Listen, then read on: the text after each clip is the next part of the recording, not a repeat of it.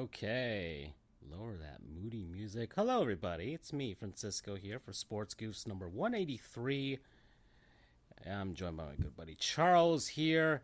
It's Dia de los Goofos today. We didn't do our normal Tuesday show because it was Halloween, and Charles was too busy giving out candy to the kiddos. Charloween is a real holiday. So, you have Halloween and then you have Charloween, and it's about me going all in. And I'm sorry for those who want to see the Richard Nixon and listen to the Richard Nixon of sports podcasts. Sometimes we do sports, right? We're supposed to show everybody. Maybe. But I had an attire. It took precedent. I apologize. But, there's Dios de la Muerte. What? Dio de la Muerte or something like that? Dia What's the de full los name? I'm not. Goofos.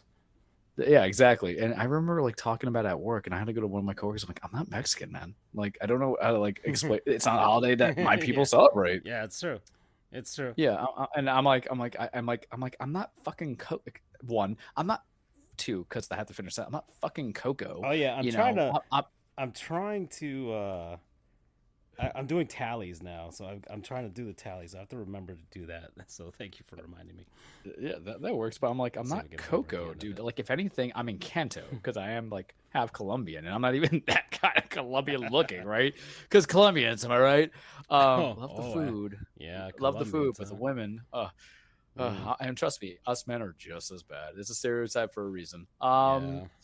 Damn, they're right. So anywho, so I dressed up and everything, but we're back. We're back Yeah. on Dios de los Gufos. Yes, and you had a specifically good costume this year. I think people that should know. Who were you this year, Charles? So I try to. I enjoy Halloween. I enjoy the costume because where I work, I have a lot of non-lawyers. It's a hybrid. That's what I'll call it. Without giving it's obviously a nonprofit, but you get to kind of work with that energy, and I like to act goofy. That sports goofs, right? Yeah. And last year was Cusco, and I felt like I didn't get as much love as I wanted from the trick or treaters or anything. And then the year before that, I was Woody, which I loved. Psychological games aside, I enjoyed it. Spider-Man a couple times, but I don't know what was cool this year, and I don't want to be Spider-Man again because I know they did Across the Spider-Verse and all that stuff, and of course Spider-Man 2, which was fantastic. We'll talk about that. Trust me, later. But I want to go from there, and I'm looking at some stuff, and I went to something that I need relatability. I need something that's relatable to my coworkers who are both young and old. I'm 35. I'm 34. I hate myself. I'm 34. So I'm 34. And there's things within my childhood, but I also have coworkers who are 23, 26, 50, right? And then, when I have to hand out the trick-or-treaters. So I saw someone on television. I said, yep. And I had court yesterday. I had a 3.5-hour hearing in the afternoon. So it had to be something that was really sandwiched because it's daylight saving soon. So it's been getting dark early. So the trick-or-treaters stop after a certain period of time, and you want your costume to be visible. But I looked at certain things. I'm yeah. So I saw on Nickelodeon Cosmo from Fairly Odd Parents. I looked at him yes. And I just knew. And I had already the crown. You'll laugh, but I have Burger King crowns in my car from other events and stuff like that. Yeah. I have the work attire. I have the white shirt, the black tie, the proper black tie, no colorizations, black pants. And I just took off my watch because he doesn't wear a watch. And all I had to do was buy a green wig and a wand. So that was that. So I'm going to give a shout out, I guess, to my coworkers, for it, because I had to do a work event. Your boy's pimped out too much that he likes, and he was wearing heels. And, apparently on my job's website's cover photo I am the cover photo. It's me with a megaphone. And I'm oh, this is terrible. My biceps look popping though, even though I'm actually injured, guys. But I spoke to my coworker's wife. I'm gonna say names. Nick, I spoke to your wife Amanda, and she was cool. I got real cool with him. He's newer and all that stuff. So I was BSing with him, and I keep my costume a secrecy at work because I'm a child and I want to see the reaction. I live for the reaction, right? It's that's what they get from it. And I told her, I'm I want to be Cosmo from Fairly Odd Pets. I showed her my costume because I went to a costume party 2 weeks ago and it was a hit. And she's like, oh my God, I'm gonna do something. I'm gonna have him be Wanda and all that stuff. No, you're not. Sure, whatever. And I walk into the office, and first I get in 8:30, and everybody's like, "Oh my God, you're not in costume." I'm yeah, I gotta do actually my lawyer stuff first because I have a court hearing at 1:30. I'll change, but then I'm walking to go to the bathroom in his office by the bathroom, and I see this man who probably doesn't understand why his wife made him a wand, a little crown, and bought pink spray can and had him spray his hair, and he's wearing a yellow shirt, and I'm like, yo, and I close the door real quick. I'm like, I'm Cosmo. I guess I should Wanda. And so Amanda and Nick get a shout out. So what we did was we went back to my office. So what I did was I also made like wings, because he's more like insect wings. If you try to find wings, they're like fairy wings. I'm like, no, that's not Cosmo. It's we found a way, right? You've seen the costume. We found a very good way. So I come out of the office with him and I play the theme song, and I'm like dancing as I'm going through the way Cosmo would dance. And I don't think it beats Woody. I loved it though. And when I was handling the trick or treats with the candy, like a couple people knew. But my neighborhood I think some of the kids aged out, and yeah, it happened. But people did know, because kids who are like 6 or 5, they're not gonna know. 10-year-olds might know, the 20-year-olds, and then the parents, the adult parents know. Yeah. So it touches all points. I'm gonna make a comment though. Parents, if your kids are still in stroller and you're going to candies and they cannot eat the candy, just give it up. You just take your Facebook photos. Wait a couple years. Yeah, because we know you're hustling the candy. That's why you only get like one candy from me. And I'm like, oh my God, you're not gonna eat this. I love how you have a system. Oh, I have a point. A meritocracy. I have a point system of how much candy I hand out. And I tell my father, because I love also Halloween to hang out with the candy, because it's the time I drink on a weekday. Granted, at 34, I drink. I'm not a drink right now. I don't care. But like, it allows to hand out candy, drink, and watch people's stuff. So if usually I give you 2. We always overbuy on the candy so I can eat the leftovers. Yeah. But usually you get 2. If I like your costume, like if it's original, it's 3. And right now, the top 3 that I got was there was a Scooby-Doo, which I loved. There was a guy a kid who made like a LED costume, but it was his own stuff. It was really cool. And then there was an adult who was like Gandalf the Grey, which is so weird. I'm like, you could take like 6 pieces of candy. I got like 2 anime weaves. I got one guy dressed as the Akatsuki from Naruto, and the other one was Kakashi. I'm like, okay, no, go ahead, take it. I don't care. But there's a lot of Spider-Mans, like little 8-year-olds. I like Spider-Man, but I'm like, come on, guys, originality. But if you compliment my costume, you get like 3 or 4 candies. If you dressed up as my costume, you get as much as I want to give you. You're not going to get Cosmos because it's original. When I was Spider-Man, they got lots more. When I was Woody, if you were in the toy store and stuff, you get a lot. So it's very important. And so because, and we're going to go on this because it's holiday season and sports are sports right now, but we always kind of lead to this debate during this time of year anyway. Halloween, I think, is my favorite holiday because you can't really ruin it, right? You can't really ruin it. You can't. I don't care about Thanksgiving. Yeah, I guess so. Well, yeah, you either dress up or you don't dress up. You either eat candy or get candy, or you don't do anything. No one gives you flack for it, really. It is the most like innocuous holiday out there. You don't have anything, kids, kids knock on your door. You don't have any candy. They ain't gonna egg your house. Why? Because it's Florida. We'll probably shoot you, I guess. You know how it is. It's like, not to, right?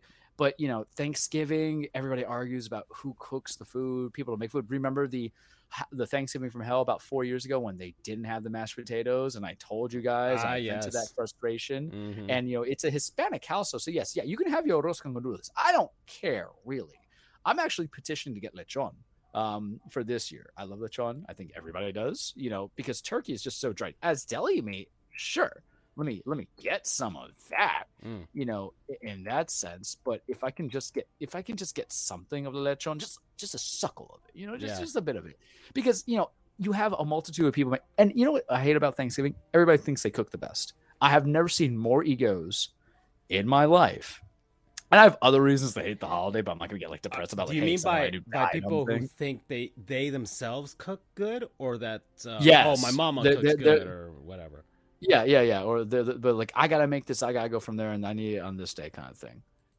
I gotta be the one who does it. There's some people. So it's the ego for the people who actually make the thing. Like, I make the best gravy. Yeah. And there's that fight to it that comes into it, because that's what led us to the mashed potato disaster. Out the box, What I do in Thanksgiving, because I don't like turkey, and truthfully, I can I like to ruin things. I'm a ruiner, and one thing that sounds like, why are we celebrating like white people killing natives? What is up with this? But what it is, right? It is ain't no dark skinned pilgrims, guys. Like, let's be honest with it here. But I kind of tell them, like, turkey. When you make turkey, like, I've had like turkey slices from like when I lived on my own, from when I used to cook, from like a pre-made. I'm like, sure, like meat or the meals, but I don't go to turkey. I'm like, I want chicken wings or something, right? Ham's fine, but you need the compliment. But everybody has the egos, and cranberry. Okay, like what? Like this, like, oh, you get a collard greens. I'm like, okay, I can do collard greens. But what's this whole thing? Like we generate it, and there's no gifts and stuff like that, and it fights. I like Thanksgiving when it led to Black Friday, but now Black Friday just starts early. I'm like, all right, man. I just text you. I'm like, all right, we're doing this. I got this set up, and then Christmas, Hanukkah, and all the other winter holidays is like you have to spend money, and I'm like, it's I got to get coworker stuff. I got to get this stuff, loved ones. I got to get people I'm like on the fence with, stuff like that. I gotta make up something. I gotta send the like, who says happy Thanksgiving? I'm like, I'm thankful for you. No, and then you know what? No one says happy Halloween. You don't have to send the perfunctory text. Okay. I from an obligatory standpoint, no, you don't have to say. You have to do happy Halloween to you have to do it for Christmas. You gotta do it on New Year's, which New Year's is not a real holiday to me. But you gotta do it for something that feels obligatory. You don't have to do it. You just let it be Halloween, and you could just you could literally say, hey, I like your costume. But I don't care about any of that stuff. And like the only thing that I like about those Merry Christmas, Happy Thanksgiving is if I send the text, it's because I've been drinking, and I'm like, all right, we're gonna see what happens here, man. Like that's the fun. I need thrill, and I don't find. Men and women find the liquid courage at the holidays because everybody gets sentimental, or reinforce to tell someone that you love them too. Think about that. It's a two-way street. You got to tell someone you already love that you love them deeply, or you shoot your shot. But it is so obligatory, and holidays to me are great when they have the thrill. A costume is a good thrill to me. The thrill of Christmas is like, do they like my gift? But everybody's gonna like your gift unless they're a child. Yeah. Or did you get the thing that? But at 34, as an attorney, I can buy whatever I want, right? And it frustrates my family. Tis true. But back to Thanksgiving, and if you ask Charles, what do you bring for Thanksgiving? And you know what? Because it's Dia de los Goofos.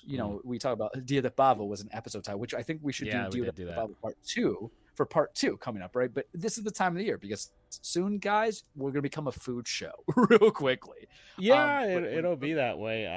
I honestly. There's changes that will be made once we get to 200. In any case, to finish this thought, I'll let you take over. When I do Thanksgiving, because this is going to be about my current vision of what I want, I bring alcohol because my brother-in-law, nice guy, buys the trash alcohol. I am 34 years old. I cannot drink the cheap stuff. I will buy the Don Julio. I can't drink, Mazana's, tequila. I was like, oh, my stomach, fuck, going from there and all this other stuff. And then for those, right. And for people who don't drink, I will bring sweets and desserts. But this year, I'm thinking about driving to Palm Beach to go to a Cuban bakery, and I'm going to get all the good stuff that I like. Not the supposed Spanish restaurants and places that are nearby me, which aren't bad per se, but there's particular ones in Palm Beach that I want. Yeah, well, there's a good. I mean, they're considered an Italian bakery, but they're called El Colombino, and they're like on Forest Hill or whatever, and it's near my sister's office, so that's. And we've gotten like they're breaded, long Italian bread, and it's just legit. I like it, and again they got pizza too. So you're just making me think of that right now, and I really want it, and I might have to next time I go to West Palm Beach actually. But that's the thing, though, is because what is the thing I've loved the most when I was in Miami? And it's so weird because I was talking to my coworkers. Yeah, the core four of my family members, two of them who came from another country to here. I'm the only one who loves Hispanic food as much as I love Hispanic food. You've seen the foods I send you. Yeah. When I'm like in a Hispanic area, I'm like, I'm about to feast. I also love, I like Hispanic postres. I like Hispanic delicacies is what I would call it, which is so weird because Argentinians don't have any. It's just like dried. It's like dried, but it's good. I'm sorry. The Argentinian thing is just like the steak. That's their thing, Yeah, and then like Colombians, I'm like, like their postres are fine. Yeah, it's just got to be greasy. Us Colombians, listen, man, hear me out. We would like deep fry guava pastries if we could. I'm just saying, it's true. It's honest. I'm just gonna say that. But yeah, so that's just me and my holidays, and we'll build up to my love of Halloween. What did Francisco do for Halloween? Take the reins here. I want to hear you. I mean, I yesterday, not the only thing that I did. I went to do my workout. I didn't dress up for anything, but I did dress up in a way twice at my gym, putting on the Sonic the Hedgehog fit, which is how people come out to you. Yeah. Well, it's my red shoes that look like Sonic shoes that I work out with. My white long socks, got my blue shorts, blue shirts, blue headband, and a blue long sleeve on one of my compression sleeve. Is that on the one that of my you sent me? I sent you, I sent you one version of that, and then I sent the other one, And then ladies, he fire. And men, if you want to buy him a free so drink. on Saturday, so I dressed up in that fit on Saturday. And so this time it was paired with an actual Sonic the Hedgehog t-shirt, the one that has Sonic and Shadow on it, the one I've shown you before. Yeah. So I was like, okay, let me go. And my workout thing, I've said it before, it's like a partner workout. So it's you and this person, and we do like 20 different sets of whatever, different exercises. And so normally, like, dudes are paired up with dudes, right? Like, yeah. Okay. Sometimes you get paired up with a woman and things like that. So because it doesn't really matter because you're changing the weights and everything to suit your needs. It's just a matter of the reps and stuff like that. And that's when you switch on and off. And I guess I was blessed that day because I got the tall Venezuelan chick who's like my height and she's gorgeous, and I look like Sonic the Hedgehog if he turned human, even though actually my build is more like Knuckles. Now that I'm more beefy, now that I'm more beefy, my build is more like Knuckles. More like Knuckles from Sonic Boom. For anybody who doesn't know, actually, I should look this up for the video version of this. Hold on, Sonic. Yeah, you're gonna have to change your avatar. It's no longer gonna be Sonic on the mic. It's gotta be Knuckles. Yeah. And I mean, I love Knuckles. Ladies, I saw him in person, and gents, if you want to buy him a free drink, and I've seen the things. He's making that progress. He's getting that boxiness. I'm injured. Yeah, and you've been suffering. Wait another week. You have been suffering. It is bad. The jogging's fine, but remember, I try to take off from jogging because of my knees. But I think it's a strain. I have basically what Deshaun Watson has, and Drew. Yeah. I suspect. That's the great thing about being, an American with a computer. We think we're doctors, right? Now I understand the lawyer plight, but it's just so hard to get to a doctor's. Yeah. So that's what I look like. It's on the screen there. That's me. I just look like that now. Yeah, actually, if with the girl that you saw, you're the Knuckles, second row on the left. Your face like, yeah. Is that the one that you sent the photo of? I'm like, you need to wife her. So yeah, I got Knuckles. No, that's the other one. No, this one's tall and whatever. But regardless, I was like, oh, this is fantastic. I'll get the Knuckles set soon enough. I'll get the green socks and maybe find some shoes that kind of look like this, or if not, I'll try and customize them. Maybe I'll get the Knuckles set for myself. But that was me. But yesterday, actual Halloween day, I was playing a little game. That's the background sound for today, and it's Alan Wake Remastered. So I did play an actual spooky game just before spooky season ended, and it's still going on. I just finished chapter 3. That was yesterday, and it just kept going. But I do get a few of those jump scares from those guys, the Taken coming out, at certain points that I don't expect them to. But I kind of greet them as, oh, all right, boys, welcome back. So like, I'm trying to play it silly, right? Oh, here we go. And it very much does feel like a 360 game. But, it's been 14 years. Yeah. So it the does. Remaster, I think, helped it with the graphic fidelity and the frame rate, but it's how they did the controls. Yeah, the engine is different. I've got it at 60 frames and it's fine and everything like that. But the controls, it still feels like a 360 game. So I have to kind of revert my expectations to that. But yeah, regardless, that's what I did yesterday for Halloween. That was my thing. You're gonna be ready for Alan Wake 2, and I'm so excited. Indeed, that's gonna be the thing that we're getting back into the Remedy universe or whatever. So it's gonna be cool. Can we give them just a shout out real quick? Sure, whether or not they listen to this show. I've been playing Remedy games since Max Payne. Did 1, did 2, did Alan Wake Remaster when I had COVID this year. I played it with my friends on 360, so I never played it in full, but you know what happens. That's what happens. But that's how we hung out together on the single players. And didn't play Quantum Break because I didn't have an Xbox at the time. Control was like, I think my game of the year for when it came out in 2017 when I played it. This was before I started tracking it. But I don't remember all the games I played in, but I know I loved it absolutely. It was like 2018 or so when I played it. Remember, there was some times where I was a little bit delayed. I think it was 2017, and I picked it up. But it was damn good, man. Just straight up coming into it. And Alan Wake 2 just looks phenomenal. And you know I want it desperately. When we first got announced, I was sending you like the humping gifs in our chat. Yeah. Because I like them because they do what I think. I'm going to pause my game. They do what I think video games. Obviously, their storytelling is fantastic. Max Payne 1, Max Payne 2 was fantastic. Alan Wake itself was a different kind of story. This is their list of games. But finish your thought before I get off the list. Well, I mean, I played majority of those games. I didn't play Crossfire because I think there was a multiplayer, and I didn't play obviously Death Rally because it was a computer and stuff like that. But Agent Storm, I think they published. I played their big ones besides Quantum Break, but I like YouTubed it.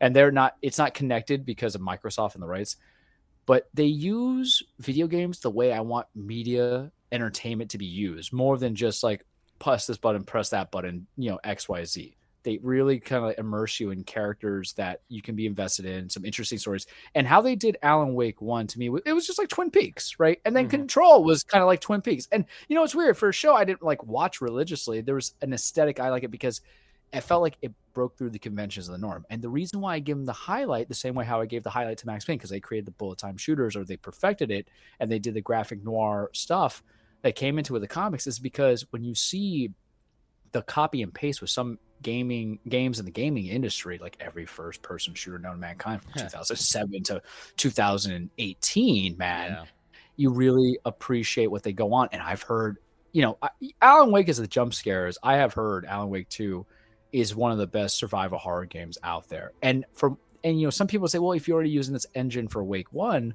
why don't you do, just a full remake, not a remaster? But they changed the gameplay majority. They say it's more like Control, which we both thoroughly enjoyed from it. So I'm like mega excited for it. I keep watching the trailer, and I didn't have to go as far on like blocking it from Twitter the way I did Spider-Man, because I think it is a set grounding of people. But I watched the official recap trailer. It's very niche in comparison to any other games, But we kind of talked about it in months then. They get my kink because they do what I kind of think Rockstar does well. Now, mind you, I'm not talking about Rockstar finding a way to make millions of dollars off the same game copied 3 times. More power to them, right?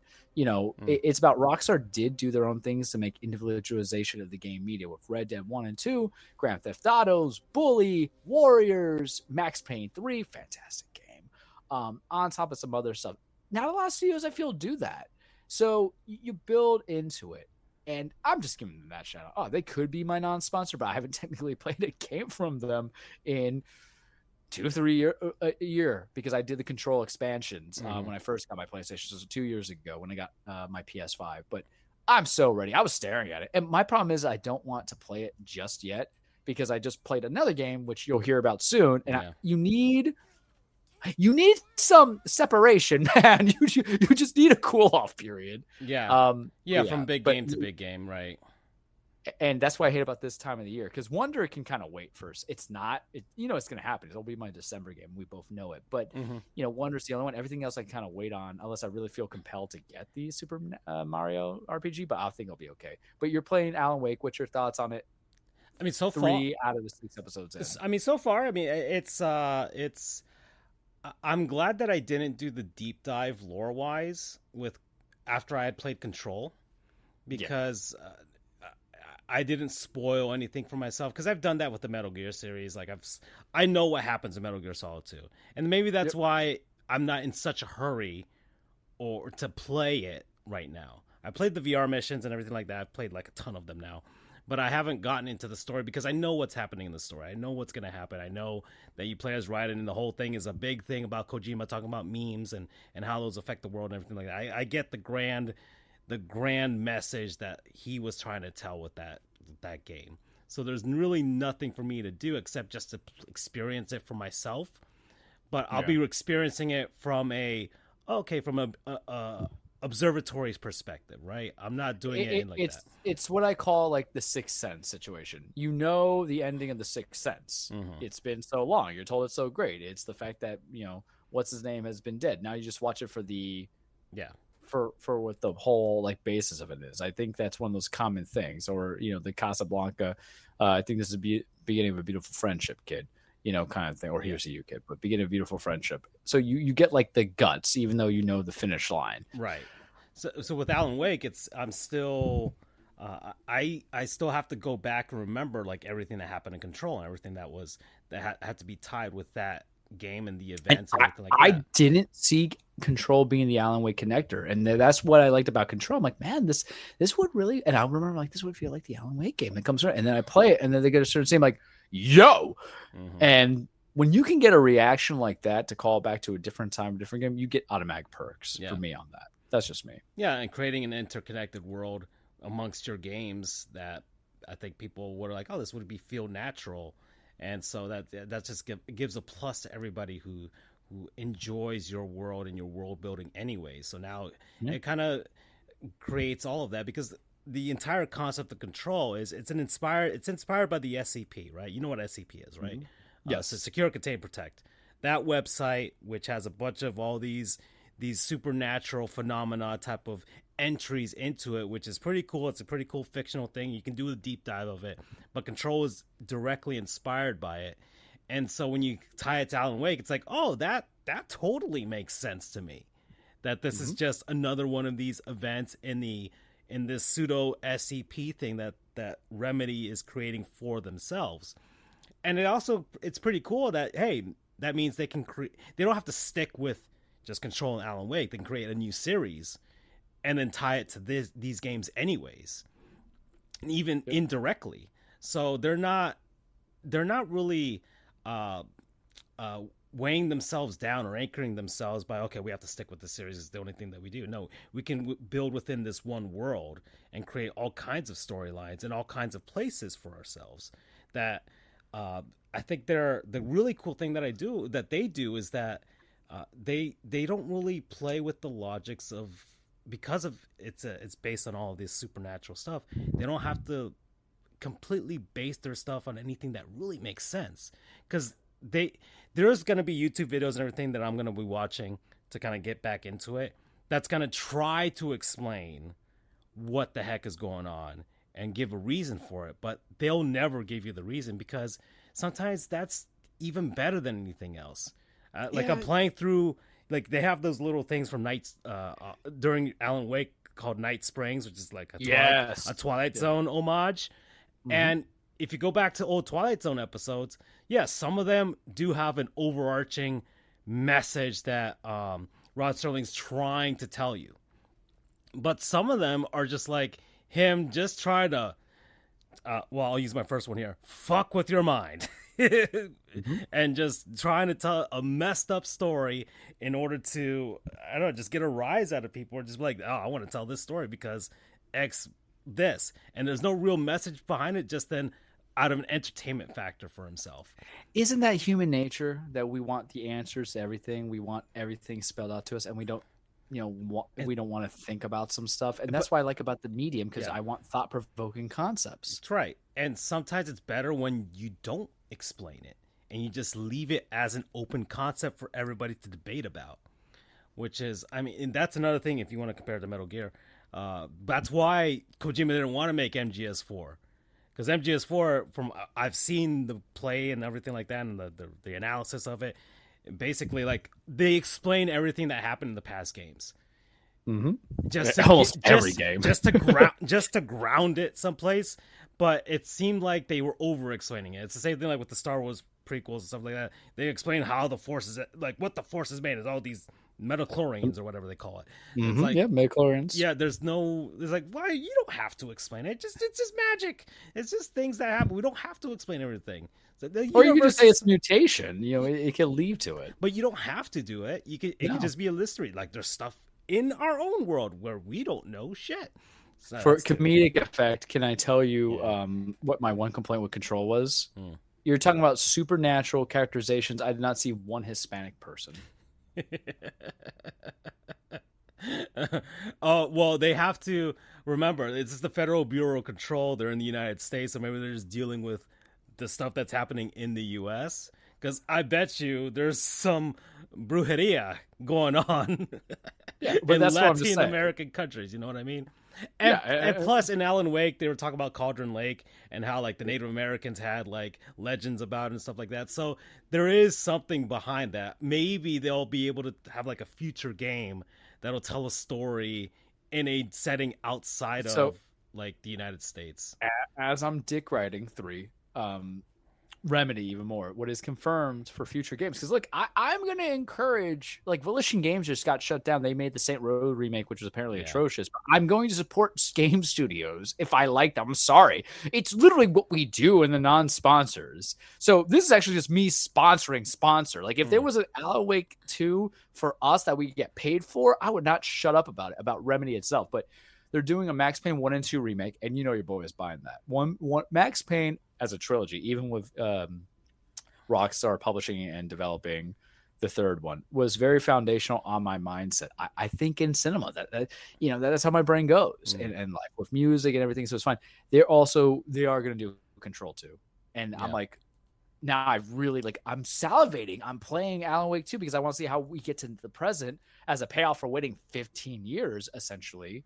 But then, what's it going to lead to the future? I can't speak enough about them. Ooh, I love you guys. Kiss on the mouth, and they're just so good with the music selection. They use Poets of the Fall a lot, who are in Alan Wake 1 and 2 as the old gods of Asgard, because that's just like a pseudonym. But Late Goodbye playing during Max Payne 2, or Take Control. They're the ones who sing Take Control in the maze.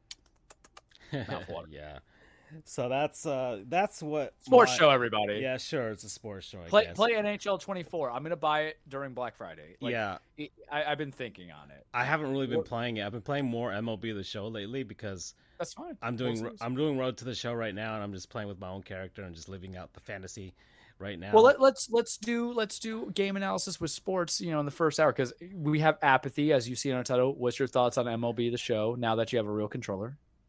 Oh, well, I'll talk about that later. Well, no, we already talked about MLB The Show already. I've already talked about it in the past. Okay. So it's fine. But we can talk about apathy in baseball and actually talk about the sports thing. Because honestly, and maybe I feel like I'm contributing to it, but man, the apathy that I feel for this World Series.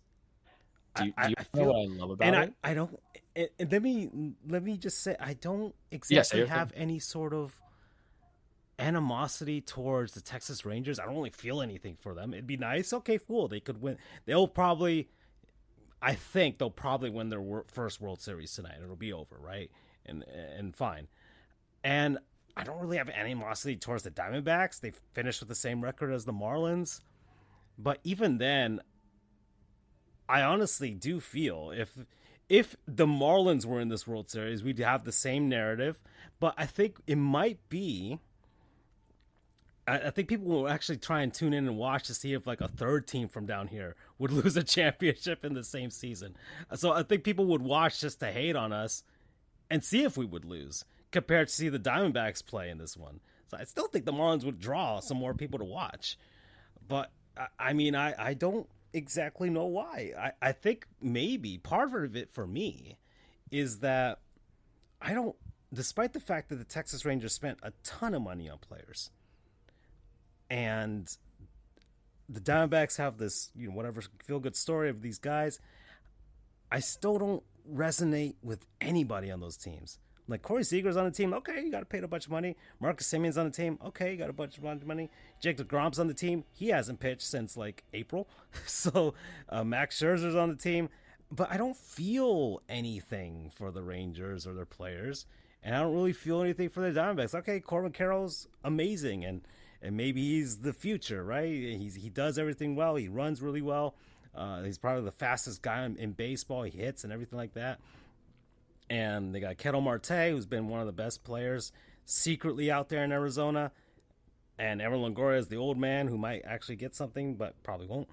Like, I see the narratives there, but comparing them to other World Series, like other, I guess, long shot or small market teams, like the Kansas City Royals.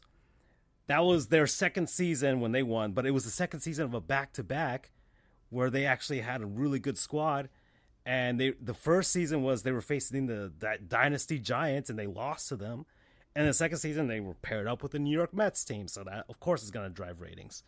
Even though ratings, honestly, for baseball doesn't really matter to them. It's just a perception standpoint more than anything else. They got their money. But with the Rangers, I'm looking at them, and I feel like they won their World Series by beating the Houston Astros. That felt like a World Series in and of itself. So by them defeating the Astros, that was the high of highs. And the Phillies losing the NLCS and choking it away was also the high of highs.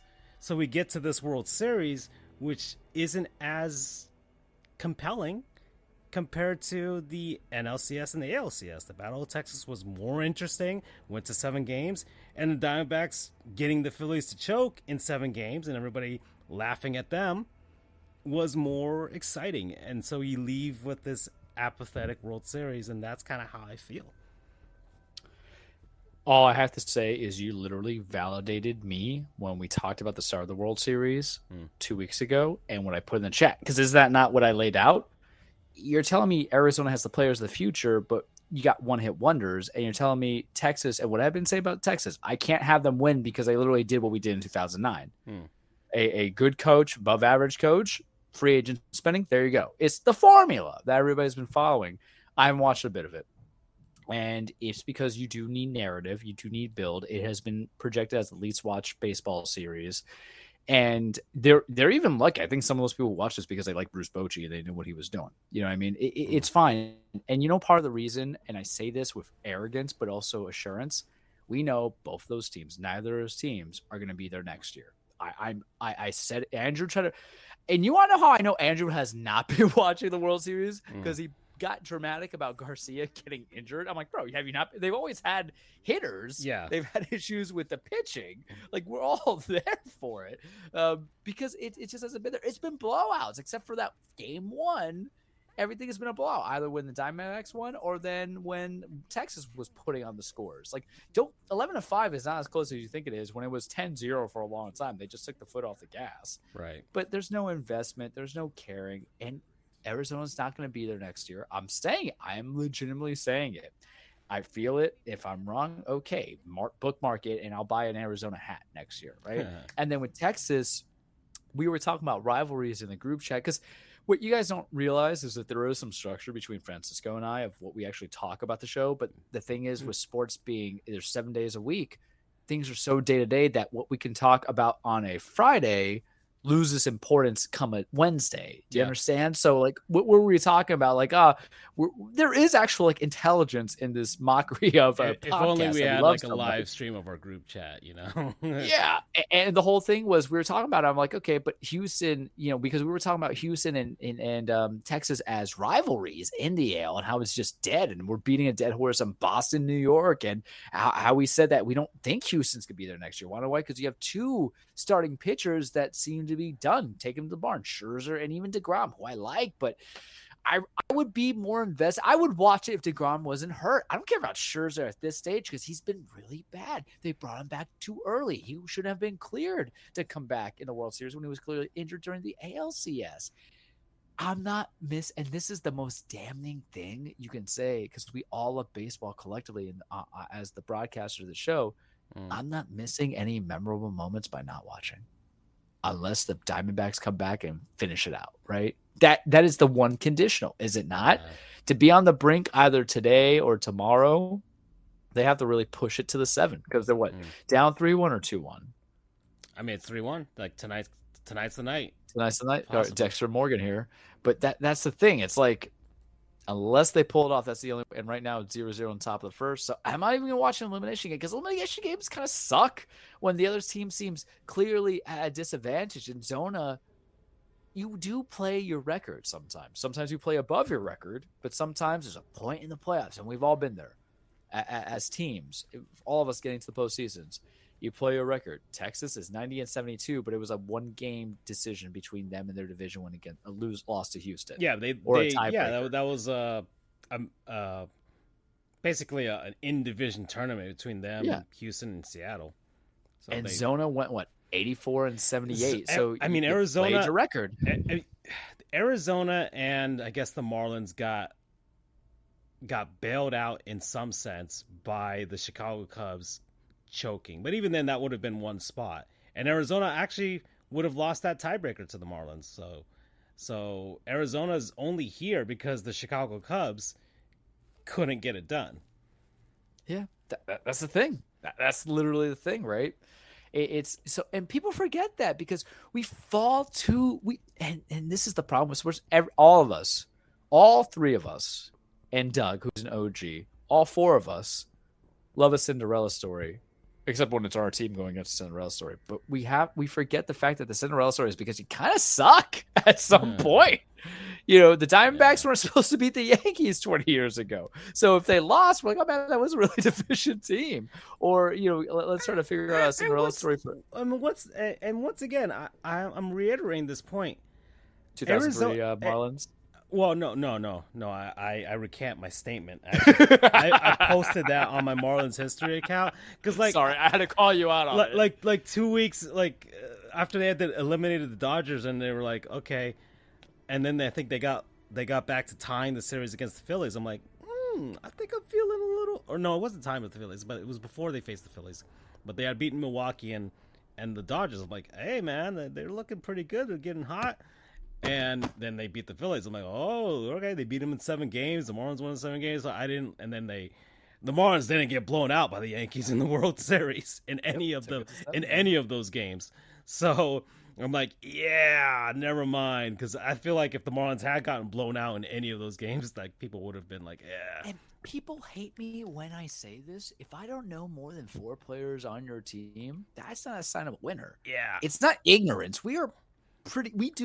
Guys, realize we want to put this shit for bullshit. 5. We're not game streamers on Twitch. We do take pride into this. So we do our research. Well, we're broadcasting on Twitch, but we're not gamers on Twitch yet. Big changes coming. Francis and I are figuring out ideas. Possibly. Just accept it. You like it. Look, we got a little fuck love, as they call it, 7. But you're gonna enjoy it. We're still the same one, baby. We're still the same ones. We the ones, baby. We just put on extra pounds and we change it up a little bit. But it is true though. If I can't name you, I can name you 4 or 5 on the Rangers. Right, because the Rangers were always kind of there, but they had to realize, damn, we suck. We can't beat Houston. Let's go spend X amount of $1 million contracts. That's why they got Seager, Simeon. They had to trade for, or they got DeGrom. They trade for Scherzer, Garcia. And Garcia, I did analysis because what did I say about Garcia? Y'all dick riding him now, 9 or 8. Because they were dick riding him 9 now appropriately because he was doing good. I brought up guys, if we could just live stream the chats. I'm a statistics person. You've seen it. I bring it up. That's how we figured out that Aaron Judge is truly a fraud and we should love Giancarlo Stanton. There's real substance here, but I can't name you. I had to invest in like who's Corbin Carroll? Keto Marte, sure, but Keto Marte just kind of reminds me of what a good like lieutenant would be on a squad, right? A second or third option to kind of bring out and keep it steady and keep it consistent. Zone, I forgot Zach Greinke's on. I think Zach Greinke's on that team. No, right? Or no. He was no. That was years it's ago. Masson. Yeah. Is it Masson Bumgarner? No, he's not on the team. No. He's being paid by the team, but he's not on the team no more. He's not on the team. No, he was like that's sent the away problem. Like in April. That's who I'm remembering. You guys have not done in the Rangers. So what did we see last week? I'm going to continue it. Playoffs is not for the diehards of that fan base. Playoffs is for how can you get the casuals to be invested. And the way you get the casuals is because they follow people. That's the beauty about fantasy sports because you find people that you want to know about in that fandom and support it. Have you ever done a fantasy, whatever, baseball, football, hockey, anything like that? Well, I've done football. Yourself? Yeah. So do you find yourself watching players on a team that you don't support so you get to know the people around? I'm the best barometer for this. No, but there's a logic though, because sometimes who you draft in a fantasy game, we'll use football because it's the easiest example. If I pick a receiver on the Dolphins, like I know who's throwing the Dolphins. Okay, I feel like 2 will throw. Fine. Yeah, that's fine. If you care about your fantasy team, yes, you will be keeping watch of X team, despite the fact they may not be on your favorite team. You will be and the same thing with gambling, of course. You're going to be keeping Well, watch. what are X we team trying to X also players. get to? Well, you see, there's a bigger. well, I'm a smart man, dude. I always plan it. Oh, yeah. I'm giving you the way right now. I mean, sheesh, Chill- 2 or 3 chill to weeks. them. 2 or 3 Chill weeks. to them. I do. Chill to them. I will post Hard Rock bets because you've tagged me on several things about the Marlins and post that I was not expecting you guys to tag me. So that means you guys know about me before I knew about you. I'm telling you all. You're legitimately doing the "we fucking are not" commentary right there. I'm telling you all. I will shill. I will shill as much as you want. I don't know nothing about gambling, but I will give what I think which teams will play. I will put your app, your website on any of my posts about X Marlin who played on the 2006 team or what have you. Like, I will do that. I will do that right now. I will do it for like $10 a post. That's how cheap my rates are. I'm telling you. Alrighty. Back to our regularly scheduled program. Man. I am a whore, but at least I'm not a Colombian whore. God, I feel insulted by that. That's four. Is it? Would you consider? Is whore sure. Is that not a curse word, or is it like on the I border think because of like? I think because we use it as like a term of endearment. I don't. Friends You do it use whore sometimes. as a term of endearment. I have a lot of good female friends who bust my chops, lesbian and straight, and we talk crap to each other. In any case, whatever. I'll keep the count at 4 anyways. Where are we at? Oh yeah, baseball. World Series is boring. Sure. All right. That's the too long did not read version of it. TLDR. Dusty retired. Yeah, Dusty Baker retired. That's fine. He got his Yeah. ring. That's cool and everything. And sure, that's fine. Bob Melvin's over with the Giants, which I find funny. Yeah. I mean, he's from that area, so I kind of whatever. And then Craig Counsell's being recruited by like everybody right now. He's doing interviews. I'm surprised he's leaving Milwaukee, to be honest. Well, his contract's expiring, and they don't want to pay him cash. Oh, I'm like, that's right. Yeah, because he's actually going to try and command actual money because teams have been going cheap on managers lately, and he's like an up and comer. Milwaukee has like no to my knowledge, and this is I don't know enough about Milwaukee except for the fact that they had the former Marlin Christian Yelich, who used to be just a banger of a player, man. Now he's just he's still above average, which is great. The for juice baseball. balls helped him, so yeah, the juice balls have helped him. So that's why. Do I think Craig Counsell had I known Craig Counsell was actually going to leave Milwaukee, I would have preferred him over what I have with Aaron Boone. Aaron. There's so much I can say, but you know what? We're not there yet. Yeah, I'm not talking about him. All right, I'm fine. over him. Fine, it's fine. But yeah, that's kind of the other news that's going on in the outside, and I don't know what the Marlins are doing with this whole GM search. I'm just waiting. I'm just waiting on AL MV or AL Cy Young. Yeah. I'm gonna get we're waiting my for Cy that Young job. the side job, baby. Yeah. They should have announced it already, though. Don't they do some of those? No, they do it after the post? postseason. Yeah, it's like in November or something, after like Thanksgiving or something like that. Well, technically, it's not. Yeah, I'm just waiting for that. And you guys know I will not shut the hell up. I'm telling you guys right now, I will not shut the hell up. Francisco knows I will not shut the hell up. I put a prediction. It was documented and then redocumented. I have never been that close on a statistic in my life. Yeah, this was it. I just knew it. You absolutely nailed it, and we had the receipts and everything. And this is after like 3 seasons. Like I felt it because pitching is so weird. It wasn't just a blind take. You actually you saw it. You thought about it. You used both your heart and your mind to get to that prediction.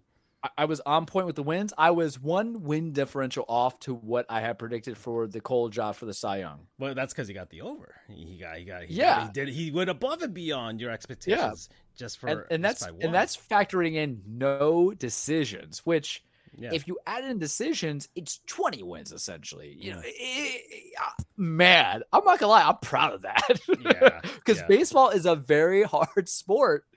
Just throw out random numbers out there, And I did it to the T. Because you want to know why? Awesome.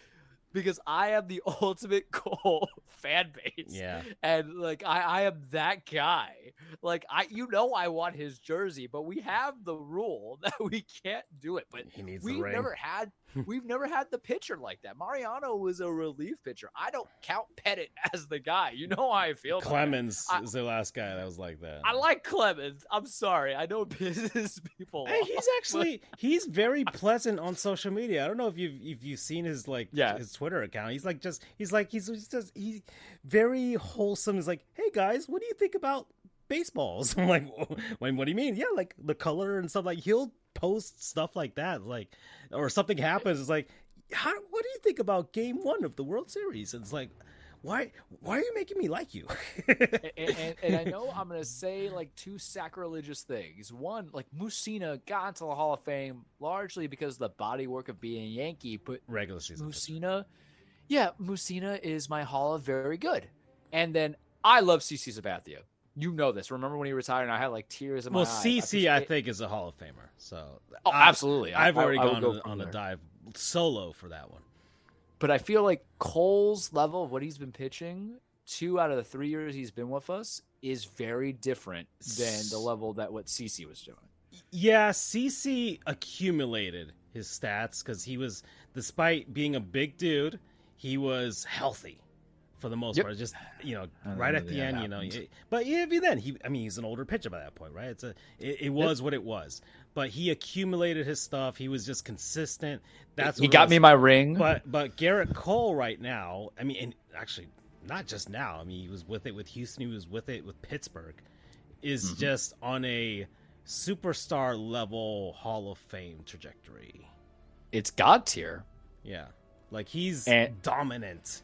Like Randy Johnson or Roger Clemens or just those guys. That's a different niche of pitchers where you're the elite. It's prime Scherzer, like prime DeGrom. Like CC was elite for like those 2 or 3 years when he was in Milwaukee, like when he got that Cy Young in Cleveland, right? Then he went to Milwaukee, and those first 2 or 3 years with the Yankees. About 3 years, and then the injuries came. That was like the 5-year window where he was just the best of the best of the pitchers. But he wasn't, except for the 2008 season when he got to Milwaukee. That was like an insane run. But overall, just this body of work, Garrett Cole, I can't even deny that, man. I got a chub just this whole thing just happily erect. Baseball. We're talking about baseball. Anyways, we're at 53 minutes. So other on. What was the other thing I wrote down here? I'll talk about this because it's a downer, and I'll talk about it before we get to the other stuff. Yeah. So I knew it was coming. Yeah, it's a hockey thing. It didn't happen in the NHL, but it's something that reverberated across the entire hockey world. Unfortunately, I think his name was Adam Johnson, died playing in the UK's professional hockey league.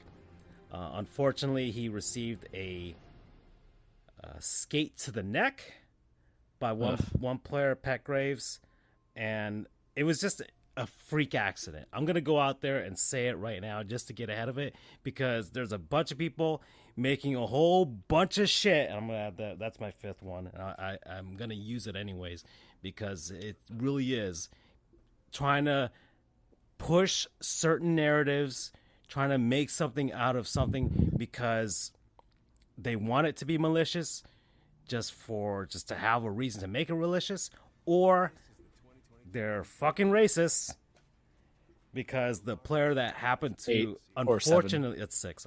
I've got the tally going. Okay. Because unfortunately, the player that had accidentally cut this man's neck is a black Canadian player, an African Canadian player. So that's what some people are pushing there, making it seem like it was malicious, making it seem like he willingly roundhouse kicked the man's neck. And I finally saw the video yesterday because I didn't have the heart to see it until I was looking at other narratives and people talking, and just like, let me see just the impact, because people don't show the aftermath, so that's good. Some people who are posting it on Twitter don't show the aftermath, just show the direct impact, and then it stops there. And it's a freak play, man. It's a freak play. It's just physics that, unfortunately, it happened the way it did. I have not watched it, so I will not probably watch it. Yeah, no, you don't have to watch it. But as I guess, a hockey analyst, I wanted to see it, and I wanted to see, like, I skate, right? And so people were commenting, don't know shit. And 7 now. Yeah. And people don't realize how easy it is for you to fly off the handles at times when you don't get an edge, or when you lose your edge. So when you're skating, you're of course skating on a blade of metal, and it's flat, but it has the sides on the ends, and you have an inside flat, you have an inside edge, you have an outside edge, and you transfer in between with your body weight and everything like that, and that's how you move around on the ice. And it looked like this guy lost his edge because he hit another player, and then with the speed of the game, you're flying out there, and if you lose an edge, you completely fly off the handle. I mean, you can think of all kinds of other scenarios. We could see that in other sports, or just, you've seen like these wild car accidents, and you're like, how did that car just fly 100 feet or whatever? It happens when you have speed. Speed can just make things happen that seems like that'd be impossible, but with the physics and everything and momentum and inertia, that just happens. And so, yeah, for those who went to the schools in the Bible Belts, not everything is an act of God, guys. Yeah, there's okay. the science. I watched Bill Nye the Science Guy on PBS.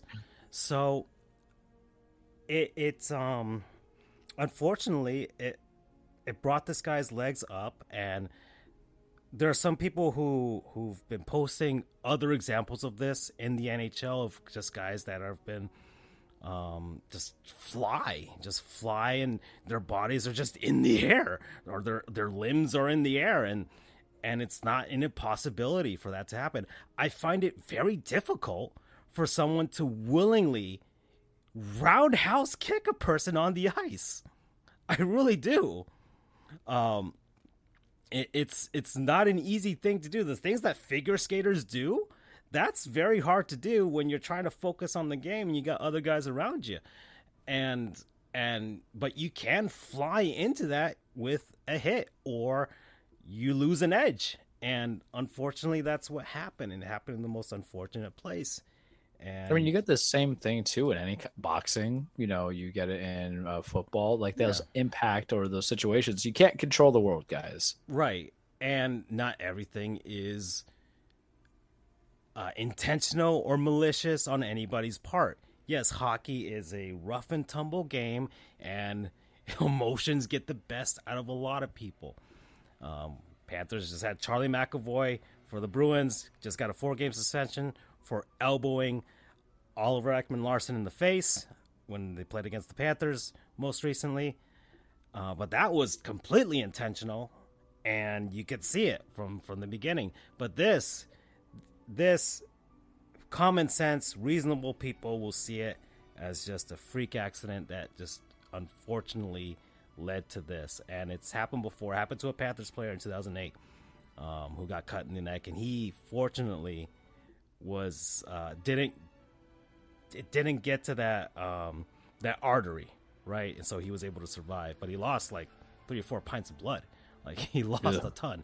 So and he was able to play the next season, recover enough for that. I mean, hockey players are insane, but unfortunately that didn't happen. The guy's artery did get cut, and it was too late. So that's what happened. And we'll see what happens in the future with regards to safety. Sometimes things like this happen. But it was a non-NHL game, right? It was a non-NHL game, but sometimes things happen across the hockey world that you do have to take notice. I think the Wilkes-Barre Scranton Penguins, some players or some guys on the Providence Bruins I'm not sure, one or the other. Or some, there's some players that have looked at it and they're like, okay, there are neck guards. You can wear a neck guard that's, tough but flexible, and they're getting better at them than compared to, decades past, right? So maybe it basically just looks like you're wearing a turtleneck underneath. So it's not an impossible thing to maybe mandate in the future, because the NHL does this. They didn't have helmets before. Then they added helmets and it became mandatory. And then they didn't have visors before. Then visors became mandatory because a player, Taylor Hall, got hit in the face during warm-ups. And then they mandated that all players from here on out have to wear visors. So it's an incremental thing. Things happen. Same thing happens in every other sport. Safety eventually. But sometimes you can't predict freak shit like this. So that it's unfortunate. It's an unfortunate thing that happened, and I hope the family of the deceased are okay. I hope the player Petgraves and his family are also doing well, because I can't imagine the grief that he's going through with all this. So it's just unfortunate. Oh man! So I got that low thing out the way. And it leads right into word for our non-sponsors and people, places, things, concepts, what have you. We've been enjoying over the last week. So, Charles, I will go first. Mm-hmm. So we already talked about Alan Wake, already talked about Sonic. I haven't started Mario yet, but we'll get there eventually. I think it's cool. It's good that I had the cooldown between Sonic and using Alan Wake instead, because it's a palate cleanser, right? Yeah, it's a palate cleanser. I would say it'd be too samey if I went from Sonic to Mario, I think. So that's fine. But in the meantime, Charles, you found me a good deal, as you are always want. That's what I'm here for, baby. Yeah, you found me a good deal about a week or so ago on an Xbox controller, because I've been talking to you about it. I'm like, hey. The Elite controller that I have is the older Elite version. It doesn't work with a lot of things. It doesn't even have Bluetooth. That's its own thing. And you have to buy an adapter and things like that. I can't use it on my TV when I play like the rental Luna games and stuff like that. So, okay. And you found a deal on Walmart for a white Xbox controller, a current one, a Series X one. It was $40. I'm like, oh man, that's a really good deal for a first party controller. Mm-hmm. Sure. All right, I'll take it. So I bought it. I'm like, and all right, the Series X controller, it's a fine controller. It's much lighter than the Elite controller that I have, which I like. The Elite controller is hefty, right? I could kill a large rat with the Elite controller. But it really is, yeah. The Series X controller, it's light. It's it feels durable too. And I'm like, okay, cool. But wasn't really feeling the default look for it. I'm like, I don't know. He's not a basic bitch, 11. Yeah. So I was like, well, maybe I want to do a little something. And I was feeling the controller, and the Xbox Series X controller has you can't really see it on the design, and I'm showing it on the screen here for the people who listen to the audio version of it. But it's got a like a flat face. It looks like a very basic looking controller, but it's well crafted. But on the bottom, in the back of it, on the sides and in the back of the controller, instead of like a rubberized grip like you get on the Elite controller, or just like plain flat plastic you'll get like on the Switch controller. I don't know what the PS5 controller feels like, Charles. I don't know if he has like rubbery grips or anything like that. Ah, man, there's a joke I want to make. You ever hold your own penis? That's what it feels like sometimes, because it's just perfect. Okay, but I'm talking about the texture. The texture of it. Statement stands. Okay. Feels like thick skin. Fine. I just think of Letterkenny. 14. I was thinking of Always Sunny in Philadelphia, actually. Well, because the for me, it's the auctioneer, Dixon, or he goes Dixon. It's like Dixon. So I'm like, it has like these tiny little bumps as instead of like rubberized grips. I'm like, I just didn't like the way they feel. Like, I don't know. I'm sure they're fine, and I would probably get used to them, but I'm like, I don't know about this. So I go, and I'm like, well, I've solved this problem for myself in the past. And so I went on over to, this is the second time I'm shouting these people out, but just because their shit's good. Or non-sponsors doesn't have 10. to be, it doesn't have to be on, everything new every week. There's no limit to it. There's no limit to it, but it's ExtremeRate. So ExtremeRate, that's my non-sponsor. I'm like, I'm sure they have a solution for my problem. So I look and I'm like, well, I remember my Elite controller. They had these things called Soft Touch. I didn't buy it. I just bought a clear one, but I'm like, I was wondering, what does the Soft Touch feel like? How does that how is that supposed to go? And I'm like, okay, fine. Let me go. And I was like, okay, they had the side rails, which is the back of the controller on the side. And I'm like, well, you can buy a Soft Touch side rail in white, which would match my controller. I'm like, cool, I'll buy that. And then I was looking, and I'm like, well, they got these themed controllers, shells, and I was like, I could just buy another one of those while I'm at it. I'm here already. I'm customizing it. I already bought the controller for $40, and I have like $15 in Amazon credit. I'm like, I could just spend it on that. And I've done the customization thing before with my Switch and my Joy-Cons. So I'm like, okay, let me go and buy it. Let me find something. I'm like, when my Xbox controller has always felt like the evolution of the Dreamcast controller. And I had a Dreamcast controller, Charles. I had a green Dreamcast controller, the see-through green that we used to have way back in the day. I'm like, all right, let me buy one of those.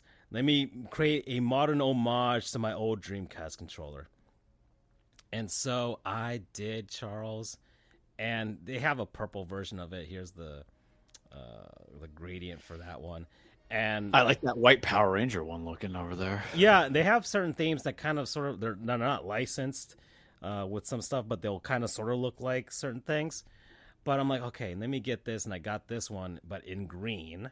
So the entire front looks green. The back has white with the Soft Touch controller. It doesn't look exactly like the Dreamcast controller, but I feel like it's an evolution of it. And I wasn't sure that it would pop, but it pops. I've shown it to you. I love this controller. I love what they do with these things. It's fantastic. I'm romantically in love with my controller now. I've been trying to game. Like, I was playing with the Alan Wake yesterday. I'm just looking down at it. I'm like, oh, this is so beautiful. Oh, it's so great to see it on my hands. And my comment earlier about controller feel seems appropriate. Yeah. And the Soft Touch solved my problem. Because really relevant. Yeah, the Soft Touch solved my problem because it does feel like a soft touch. I don't know what that material is made out of, but my hands, the palms of my hands specifically, because that's where they rest on. Oh man, it is like holding my dick, actually. 11. It's great. It feels so good. And I got to hand it to them. They'd solved my issue. I might have gone harder with the customization where I'm like, I'll hold it back. I think it looks good right now. I don't want to overdo it. I don't want to be like a certain pop singer from the 90s and 2000s that kind of OD'd on something and overdo it. Anyways. Man, there's so many different ones. That's not even fair. You're not being even on the nose. Promo code no, I don't want to use that. Soft touch. Let's go Soft Touch. I don't want to go too vulgar with it. 11. I'm at 11. All right. So I surpassed you actually no, I tied you. Yeah. I mean, I don't know. It's not a race. It's not whatever, but it's just funny. It's about to get dirty here. Oh, here we go. I know where we're going. Yeah. Let me put the game on pause because this is some stuff. So, I don't like to give ratings out until I beat games. games. That's how I'm always going to start this. And to get the non-sponsorship, when I've had a gaming year of not every game I beat was of the non-sponsor. I know Zelda was a non-sponsor when we came back. I believe Yakuza 0 was, if I'm not mistaken. I think Midnight Suns was. I gave love to Resident Evil 4. Did not give love to Resident Evil 3. You know, Resident Evil 3 is fine, but No More Heroes, I don't think got one from me. It got like my appreciation from Suda, but you know, going from there, I can't even recall if Dead Space got it. I enjoyed Dead Space, but I think we had a segment speaking about it. When we were talking about the gaming, and just this is how I'm just gonna build it. Francisco has got a background. I am the nerdy kid from Queens.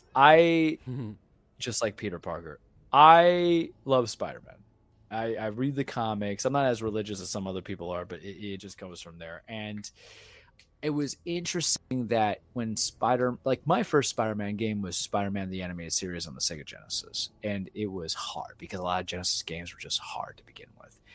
And I've always kind of been there. I've been Spider-Man for Christmas, or not Christmas. I probably have been for Christmas. I've been there for Halloween. I've seen the movies, all of them. I've seen the animated movies as well, which Into the Spider-Verse. I didn't see Across the Spider-Verse yet. I have reasons why I haven't seen it. I don't know if I'll ever see it, to be fair with you. We'll see. We'll see how I deal with that portion.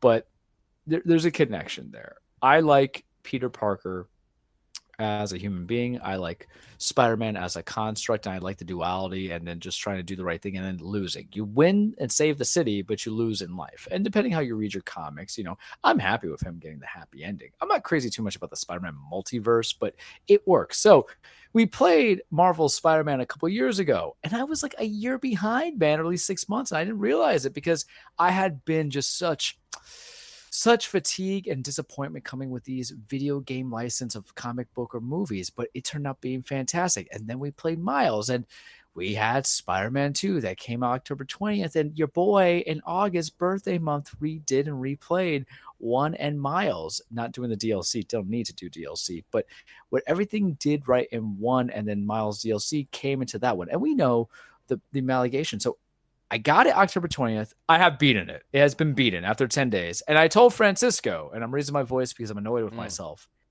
I said, because I'm a professional, that it is going to take 30 days. I thought it was going to take a month. And I was wrong. Why? Because when you have great games, not kind of good, average, or pretty good, yeah, it's fine.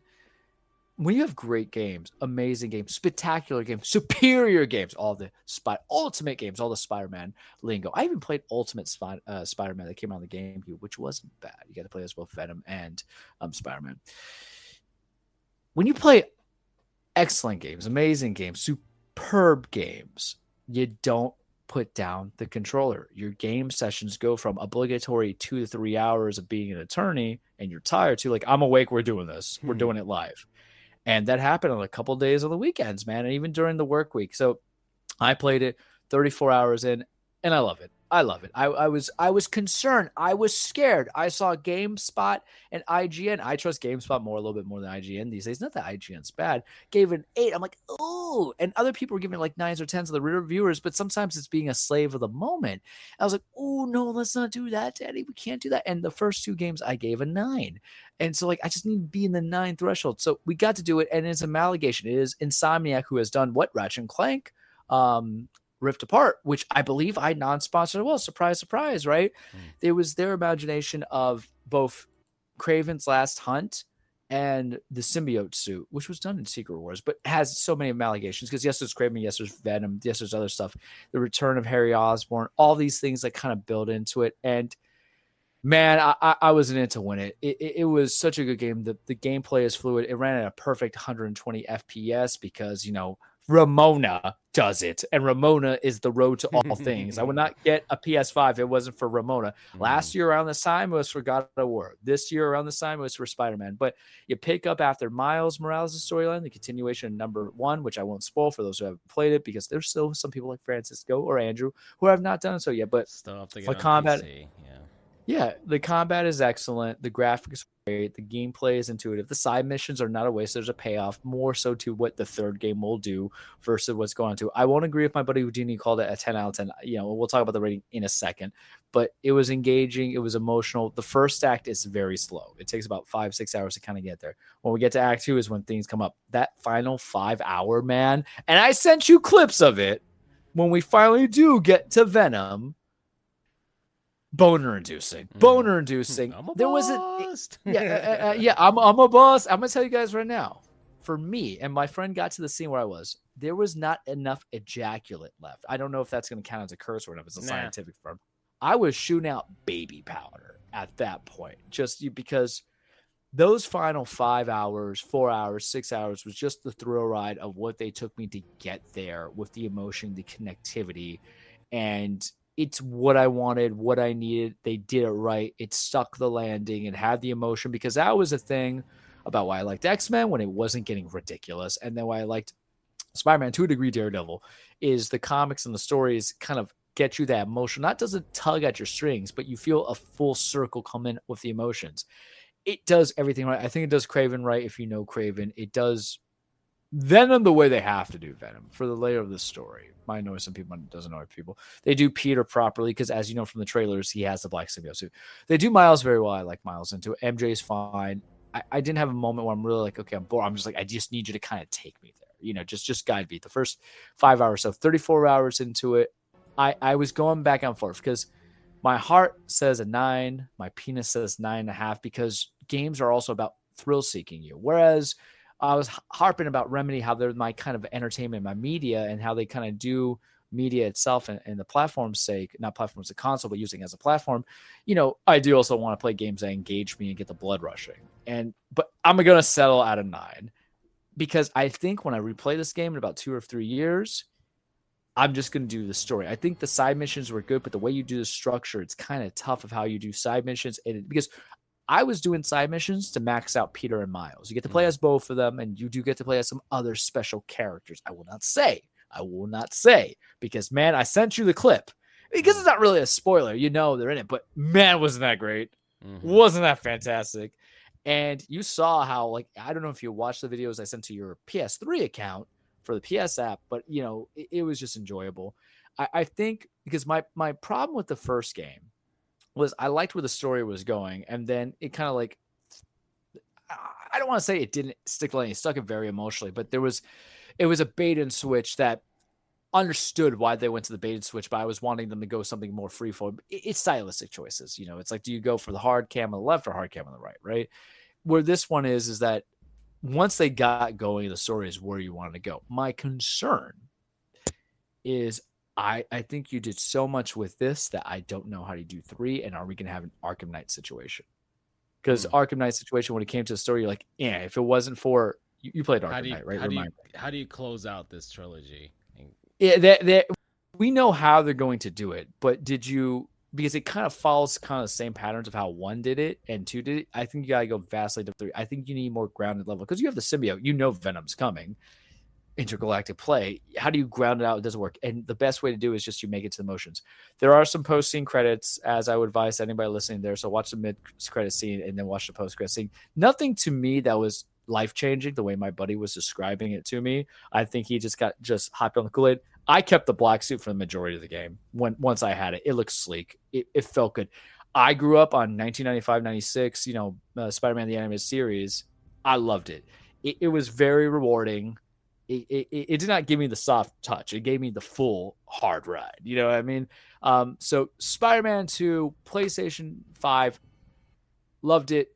Even with its controversies about not using the right flags, which was funny in our group chat for who we are and what we know. Good story, good graphics, good combat, good gameplay. It's more of the same, sure, but that's not a bad thing because you want to know why? You want in life consistently consistent. We talk about wanting a change in life, but when something derails you, you're like, damn, I should have thought better. And it's a thrill ride. It is not boring. I did not put the controller down. I stayed through all of it going from then. I loved it. And so I'm going to go for 9. My penis wants to go 9.5. I'm going for 9. And, I advise everybody get it because there's not really any big other PS5 games are coming out aside from Alan Wake, but like solo publishing or single party studios, first party publishers. Promo code. Oh man, there's so heal the world. How about that? Because it's a running play. Alrighty. Yeah. I do have to get to the series on PC at some point. So because eventually this will come out for PC, maybe next year or something. I feel like that it won't be exclusive to PS5 for long. So they can get that money. So yeah, we'll see. But it looks, you devoured that game. Yeah, and I hate myself. I said 30. I told you 30 days. I was like 30 days because that's how I remember how long it was. But I'm not playing multiplayers, and the fact that when it's that damn good, you just sit down, you just do it. And I 100% it. I didn't platinum it or like 5 away according to my email. I don't know if I platinumed the original or the remastered of the Spider-Man on the PS5 because there was only a few things left. But I'll just come back to the story. But hey, we did it. We did it, guys. But it was thoroughly enjoyable. And those games make a difference because the other game that came into it where I devoured and I sat down and played, Zelda, where you put in the 5-6 hours, like shit, and then shit. So I guess we'll call it 12 the break even because I kind of cut it off and I brought into it. And then Resident Evil 4. Do I think I gave Resident Evil 4 9.5? But I think Spider-Man's better. Part of it is because I played Resident Evil 4 before, even though they changed some things stylistically. I didn't play it. I know it was coming. I didn't expect it. I had suspicions, and that's my also kind of pseudo complaint about it. Where the story is going to take you.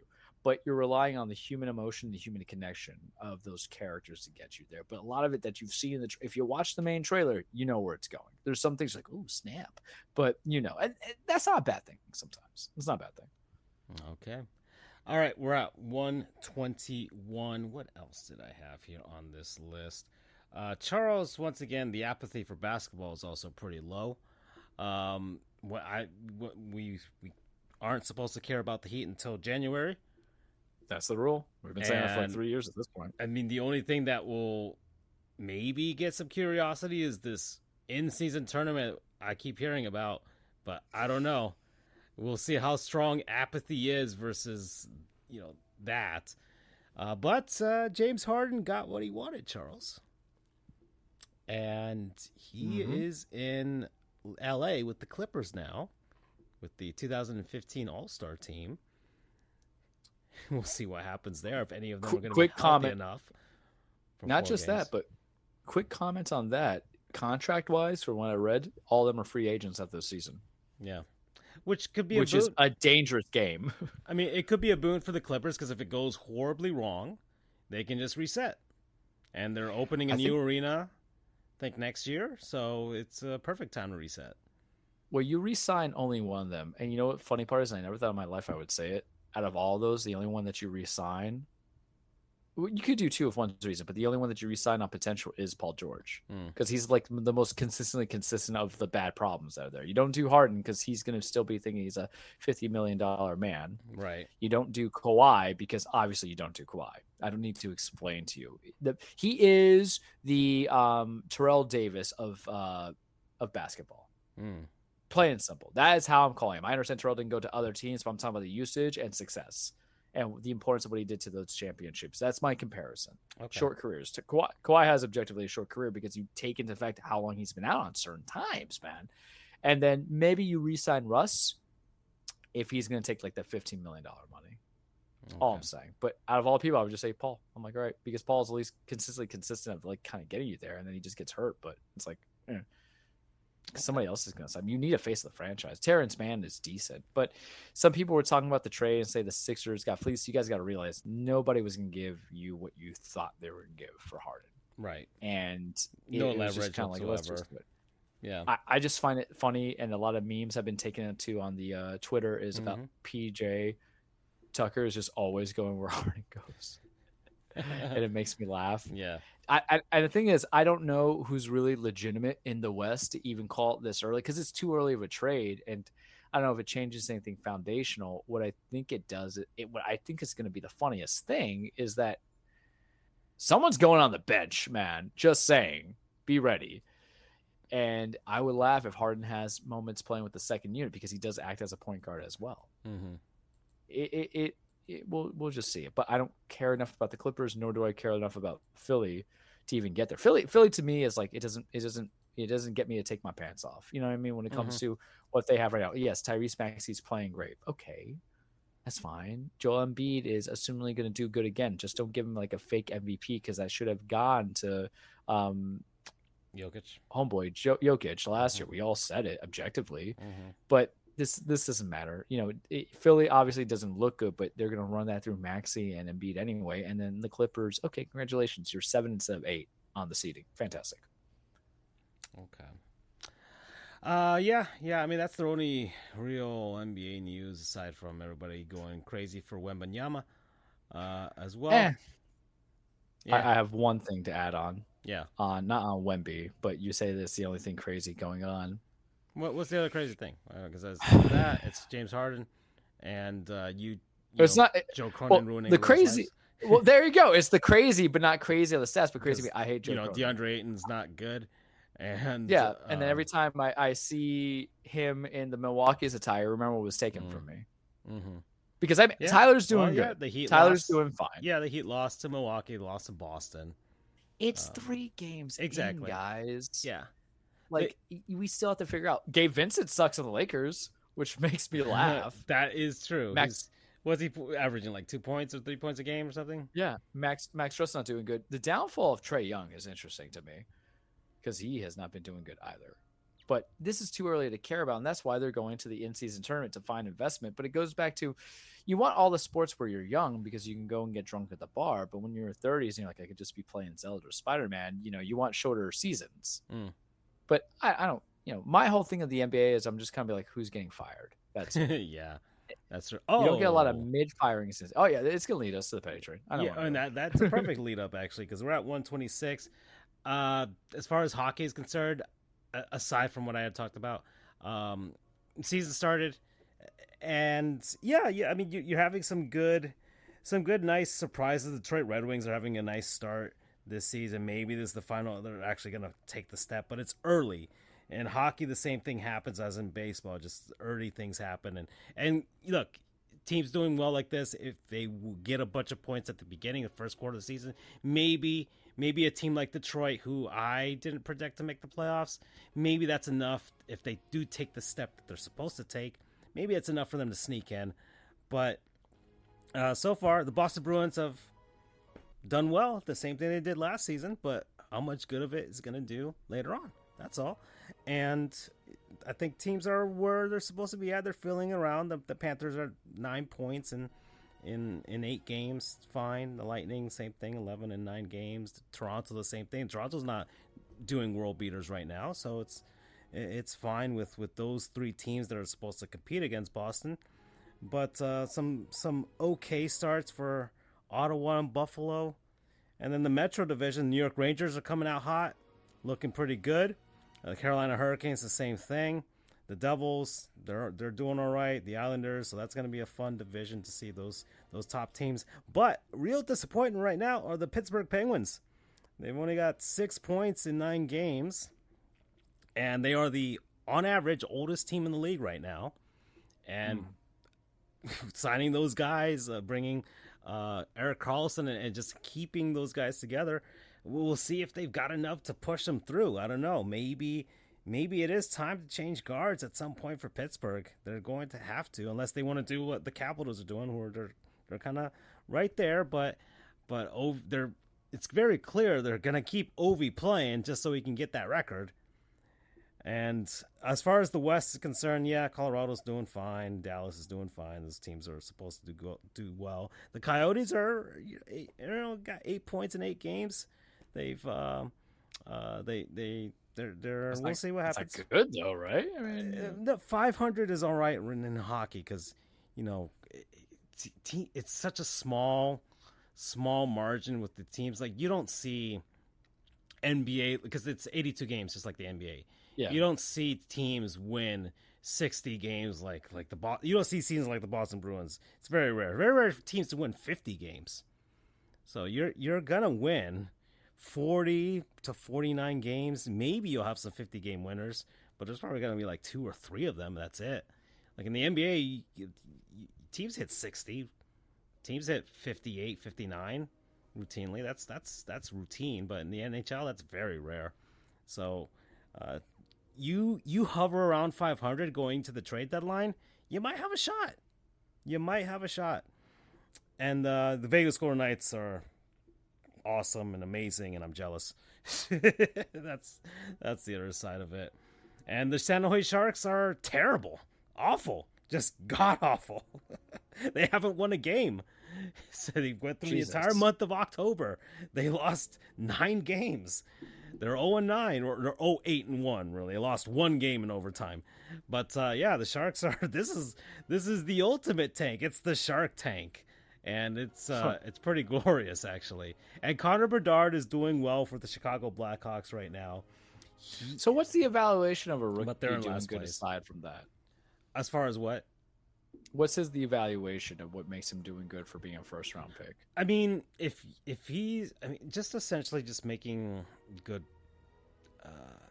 points per game type. Because he's more viewed as a scorer, not a defenseman, or so he's going to be scores or assists, right? Yes, he's a forward. Let me see his actual numbers right now. But he's had some highlight reel plays. Analyzing. He's had some highlight reel plays, and remember, he's 18 years old. That's the other thing. So if he's making some plays here, can I bring this up? Hold on, let me just search for it right here. Connor, I'm doing this on my phone. I don't want to look it up on the computer right now. I could. I probably should. But there we go. Connor Bedard. This thing should know what I'm talking about. Come on. I swear, iPhone. What are you doing? Okay. All right, Connor Bedard. So far, go to Hockey Reference right now. So far, he is in 9 games played. He's got 6 points. He's got 4 goals and 2 assists. Rookie seasons, there are some, yes, highlight reel rookies like Teemu Selanne who will score I think he scored 60 goals or something in his first season in the NHL. Sometimes you get some of that. But other times, if those guys can hit 30 goals, that's amazing. I'm just going to compare him to the last phenom, which is our boy Connor McDavid. Connor McJesus. His rookie season, he was 19 years old, played in 45 games. He got injured, but in those 45 games, he scored 48 points. So that's a point per game. So if you can be around there, that's really good. You're a really good player. That means you contribute, at least score a goal or contribute to a goal every single game. He scored 16 goals in 45 games played, but then got healthy, comes in his second season and plays all 82 games, scores 30 points, gets 100 points, 30 goals and gets 100 points, and then 41 goals, 41, 34, now 64. So if Connor Bedard can be a point per game player his first season, that's a huge W for the Blackhawks. So we'll see. He's 3 points under. It's the first 9 games. He's got 6 points already. I mean, that's pretty damn good for a rookie who's 18 years old playing in the NHL with a bunch of big, giant, burly dudes. Because remember, he's gonna fill out eventually. He's gonna fill out. He's gonna become a man. We got that man body that comes into play. It's what we say about college basketball kids going into, their full body. Whereas, every college football player looks like a man in my eyes, like Jesus. Mm-hmm. All right, so that's an hour 33. We're going to head on over to Petty Train Charles because I got nothing more to say. I don't know nothing about college football. The U is not back. That's all I'm going to say. Yeah. I don't know nothing about college football. I don't know what was going down. I don't know the discourse. The only discourse is what? Central Michigan and Michigan cheating or whatever? That's the only thing that I've been seeing. Yeah, that's it. We don't have our guru here, so I don't know what exactly is happening. So apparently some guy was like Bobby Valentine in disguise. I'm not sure. So my friend just got to a certain scene in Spider-Man that I was like, I'm gonna bust. So he just texted me. Okay. He's like, I'm gonna bust. That's a secondary title of this episode. Yeah, it's great. Remember, that's what we gotta do. Alan Wake 2 at the same time, and Yakuza. Because eventually we're going to do that at the tag team.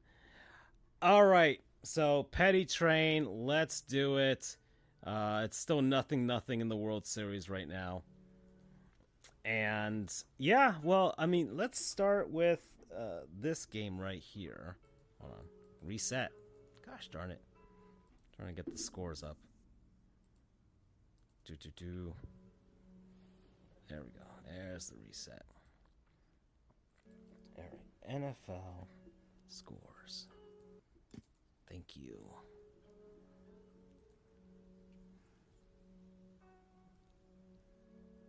Gosh darn it. There it is. Okay.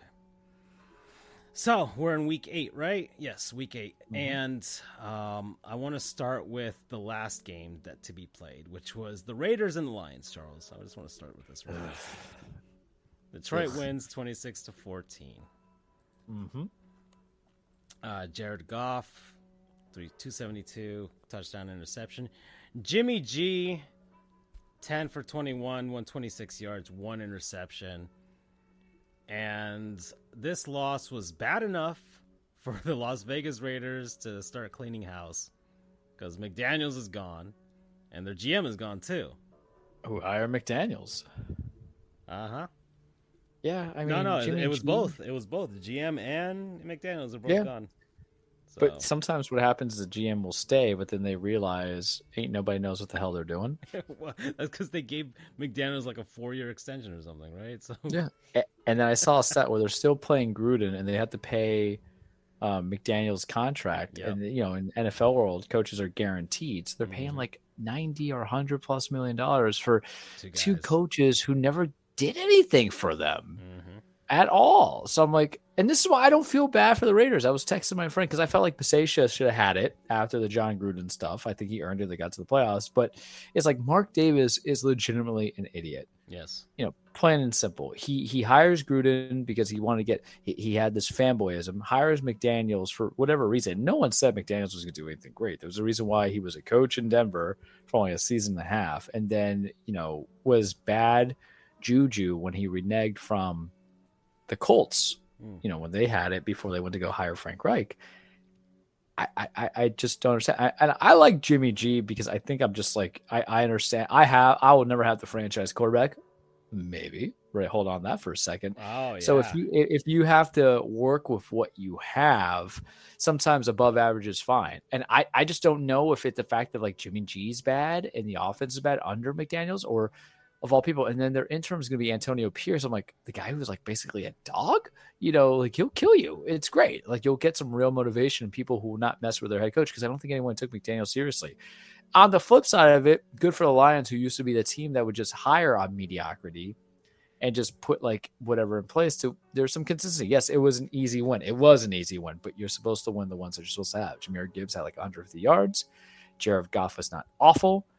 They got some concerns on the wide receivers because Amon St. Brown has just kind of Amon Rob St. Brown, whatever the hell the name is, has not been Amon Ra Brown, St. Brown, yes, has not been doing, I think great things come back from injury. But Jameson Williams, who was a draft pick, a first rounder, I think pick 18 last year, is not doing great too. But hey, you know what? Take it. One game at a time sometimes is okay, even if you have playoff expectations, because it seems like it's going to be an easy coast for them getting to the playoffs. So good for them. Yeah, good for Detroit. Everybody's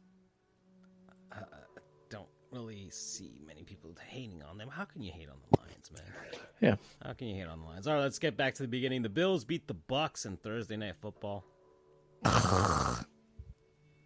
That's all I can say. I watched part of it. I did right. because Thursday Night Football. I'm like, sure. All right. But yeah. Okay. The White Bread Bowl. Yes. So the Jets beat the Giants in overtime, thanks to Zach Wilson's fourth quarter drive. I guess you could call it a drive to get a field goal. More like you call it like the defense wants to win so much kind of drive. Okay. Tyrod Taylor, 4 for 7. Hurt. Yeah, he got hurt. So I don't know why they didn't switch this up, but regardless, Saquon Barkley with 128 yards. Zach Wilson, 240 yards, a touchdown. He's got a winning record. but he went like 50% throwing. It's still, it was enough, Charles, enough to get that fourth quarter drive right at the end of the regulation to get them within field goal range. You know, it was just enough. And the problem is that they didn't beef up anything because they missed the trade deadline. You should trade Dalvin Cook. I would have thrown. Trade deadline's weird, man. They put it right in the like. This is it should be like the other sports where it's like 2/3 of the way through the season, not like part of it halfway through. Part of it's because it's the complexity of the thing. So that's why I don't take trades seriously, even with Washington. So not Washington because if you're going on for Montez Sweat and then Chase Young, but like on those position things. So I thought, yeah, right. It's great. I thought Chase Young memes. Mm-hmm. Yeah, exactly. Right. Yeah. The Charlie Brown one, I think I sent you guys, like you're the okay one, but like for a lot of offensive players were to be quarterback, running back, and whatever, you're not going to get so immediate. But I thought Dalvin Cook was going to Minnesota. That's what I'm saying, because he's on a 1-year deal. But I think it's because Kirk Cousins got hurt. But yeah. So good for the white bread. Good for Zach Wilson. I'm rooting for you, buddy. Alrighty. Okay, so there's that game. Next one is going down the list is let's see. Jaguars beat the Steelers. Yeah. I think everybody's urinating tree had some comments that I won't put on air here about which quarterbacks to put in. I don't know if you read them, but he's over Kenny Pickett. Yeah. The Eagles beat the Commanders, Washington, 38-31. Yeah, I mean, the Commanders had it, but Ron Rivera is always good for just, looking good on paper, and then all of a sudden something bad happens. All righty. The Cowboys spanked the Rams 43-20. Stafford has an injured thumb. Barry McCockiner brought up the fact that Stafford is basically going to be like the best losing quarterback overall record to have a Super Bowl, and this is true. Yeah. The Vikings beat the Packers, so the Packers don't have a quarterback, I guess. Well, maybe not. Maybe it's just Matt LaFleur doesn't know what he's doing. Because the question is, do they have wide receivers? What's Christian Watkins doing? What's Romeo Dubes doing? What's going on with your tight ends? Is it time to just say Aaron Jones, AJ Dillon aren't there? They traded Rasul Douglas to Buffalo, and there's growing pains. Aaron Rodgers did not have a above 500 record in his first season. He went 6-10. That's how good I am. I remember the hate from the beginning to emphasize it. It's a first year as a starter gig, guys. Give it time because you weren't getting it anyway. Come across the Vikings, I feel bad for Kirk Cousins. I like Kirk Cousins. That's very unfortunate. He's out, Achilles and everything like that. It's but I don't know. Is this his final year? Also, wasn't it? It's his final year of that contract, but they're going to resign them because what now? I don't know. Would Minnesota reset given the way the season has gone? I'm not sure. You can't reset with Justin Jefferson and now Jordan Addison, who looks to be worth the first round pick as well, the receiver. Okay. The Saints beat the Colts 38-27. Yeah, thankfully. I needed the Colts. I needed somebody in my division to lose. Yeah. Well, the Texans lost to Carolina. So. We're gonna build that. Mm-hmm. The Seahawks beat the Browns. Yay! And look at what happened. I think they have first place in the West. Just saying, Charles Thomas is true. Yeah, Seattle's looking pretty good. San Francisco loses to Cincinnati. Everybody's questioning Mr. Purdy may not be very Purdy anymore. Well, so I'm going to go on a little bit of a harder digest on this. This is the fault of not just the Purdy, but all they traded for was really for defensive help, but you had a glaring need on offense when both you had CMC can only do so much. You have Brandon Ayuk do stuff, but Deebo Samuel's hurt. What does stop you to try to get a flyer on the receiver and just kind of like integrate that in there? Because really what happens is, yes, McCaffrey can catch stuff out of the backfield, and there's Kittle when he can be efficient. But when guys are injured on the offense, your defense is fine, but then you're trading for, like, I think they went for Montez Sweat, or they went for Chase. I think they went for Chase Young. You already got another guy from a different team on the defensive line going on. I forgot a couple of weeks ago. You didn't think to say, hey, let's just add another receiver and see what happens, because I don't know anybody else. And mind you, you might not need him. You might say, hey, Kittle, Ayuk, CMC, and Debo when he's healthy. But do you want to win your wild card? You want to get a wild card? Or do you want to win your division, probably the number one overall seed, and get the bye? And I think it's a simple answer. It would have cost you probably nothing to try to get certain people in there. But, what the hell do I know?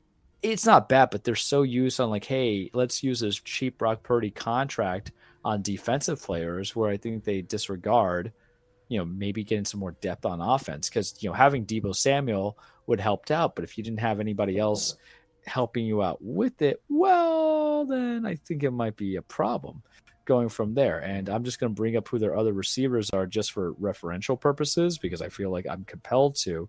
But it is concerning because, there was me saying, let's not count the Seahawks. They seem like a kind of complete team. Not sexy, but they seem like a complete team. But their pass catchers for this game were George Kittle, Ayuk, Christian McCaffrey, Ray McLeod, who I remember being a kick returner, and Elijah Mitchell, which is a running back. Am I right? I'm right. It's okay. But Purdy's also not doing good either. All righty. Okay, so we got the Broncos beat the Chiefs 24-9.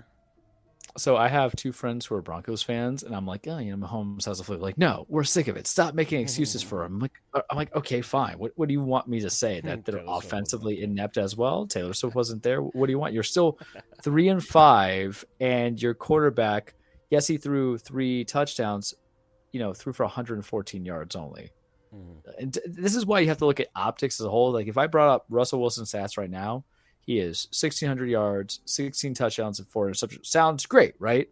But when you look at those games, a lot of those touchdowns are garbage time touchdowns and 114 yards. We're in a new era, and if I'm not getting over 200 yards a game, I'm going to be kind of concerned. And he's had those kind of games. And I don't know if this is an attack on Russ or on Sean Payton. You know how I feel about both of them. But let me give you some yardage from Russ Wilson the last couple games. 114 with 3 touchdowns this game.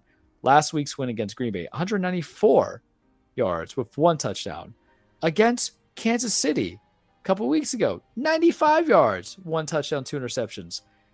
Against the Jets, 196 yards and 2 touchdowns. And when they beat the Bears, barely 31-28, 223 yards and 3 touchdowns.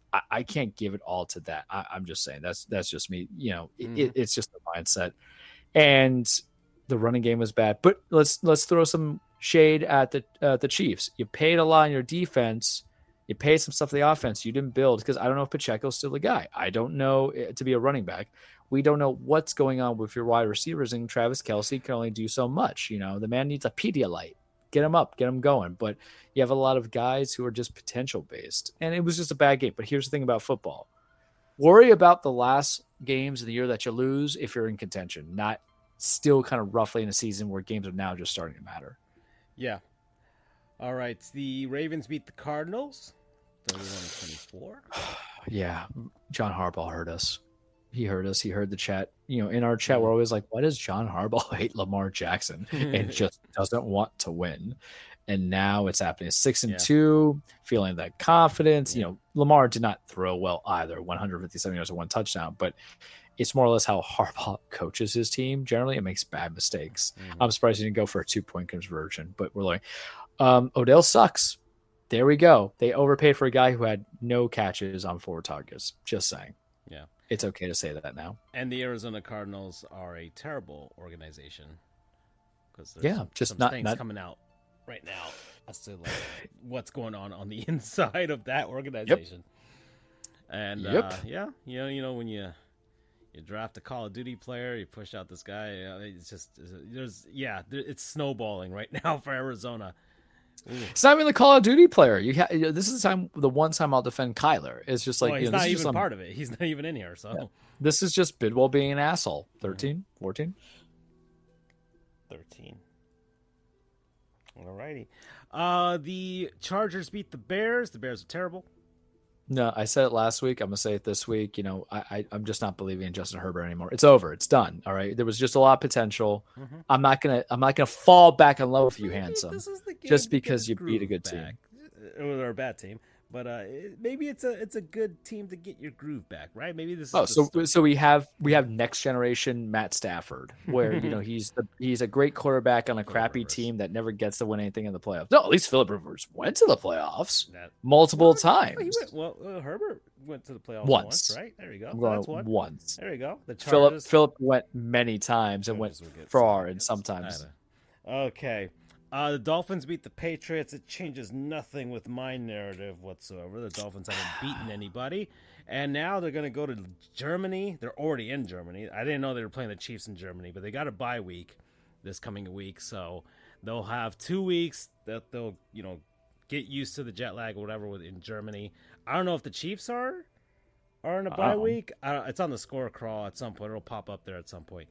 But, hopefully Mahomes gets healthy enough and then recovers from whatever sickness he's got, and he can play, because it'll continue to push my narrative that the Dolphins haven't beaten anybody, and they still haven't.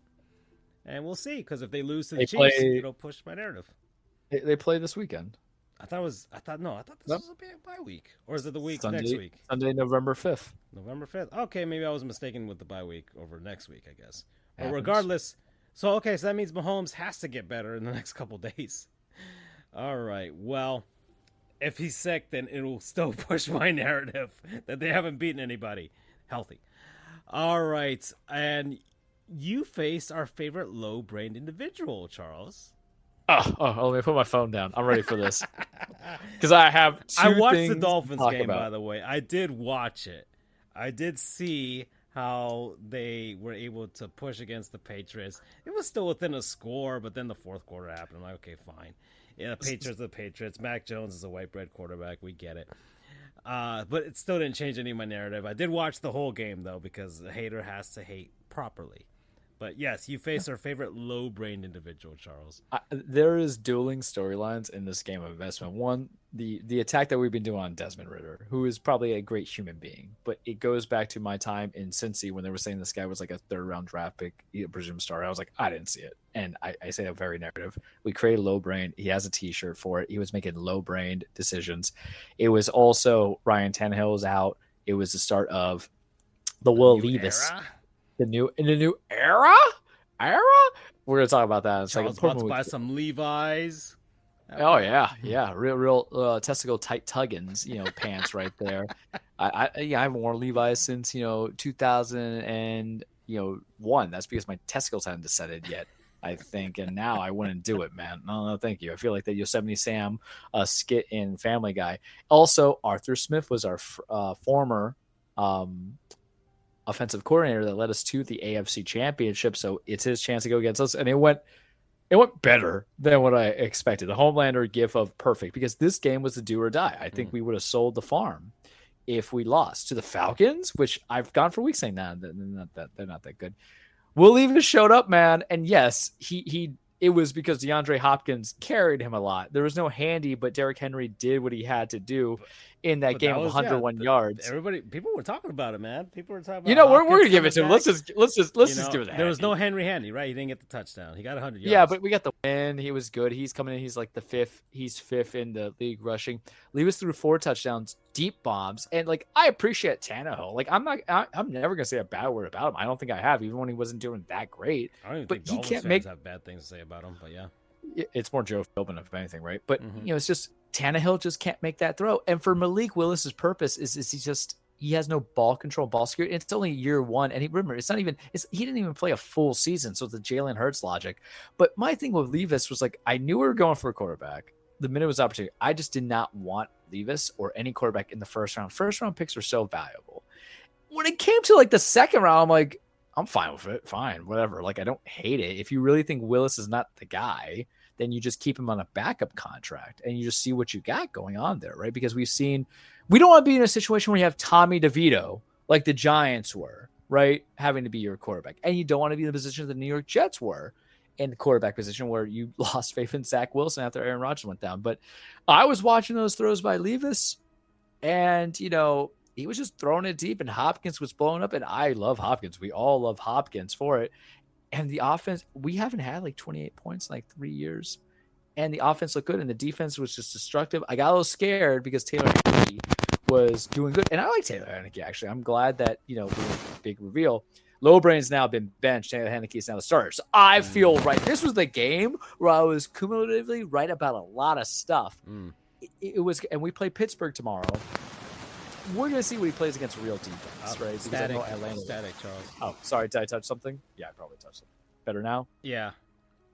Yeah, I probably I'm got excited, man. You're excited. Yeah, I channeled my mutant powers, but leave us after one game. This is fine, and I think it's just time to, if he wins against Pittsburgh of all teams with T.J. Watt and all the other guys, isn't there? I think it is time just to give the keys because Tannehill's done after this year, unless he wants to take a backup contract. But I think Tannehill could be a low fringe starter elsewhere, so let him have that opportunity. He can clearly go to.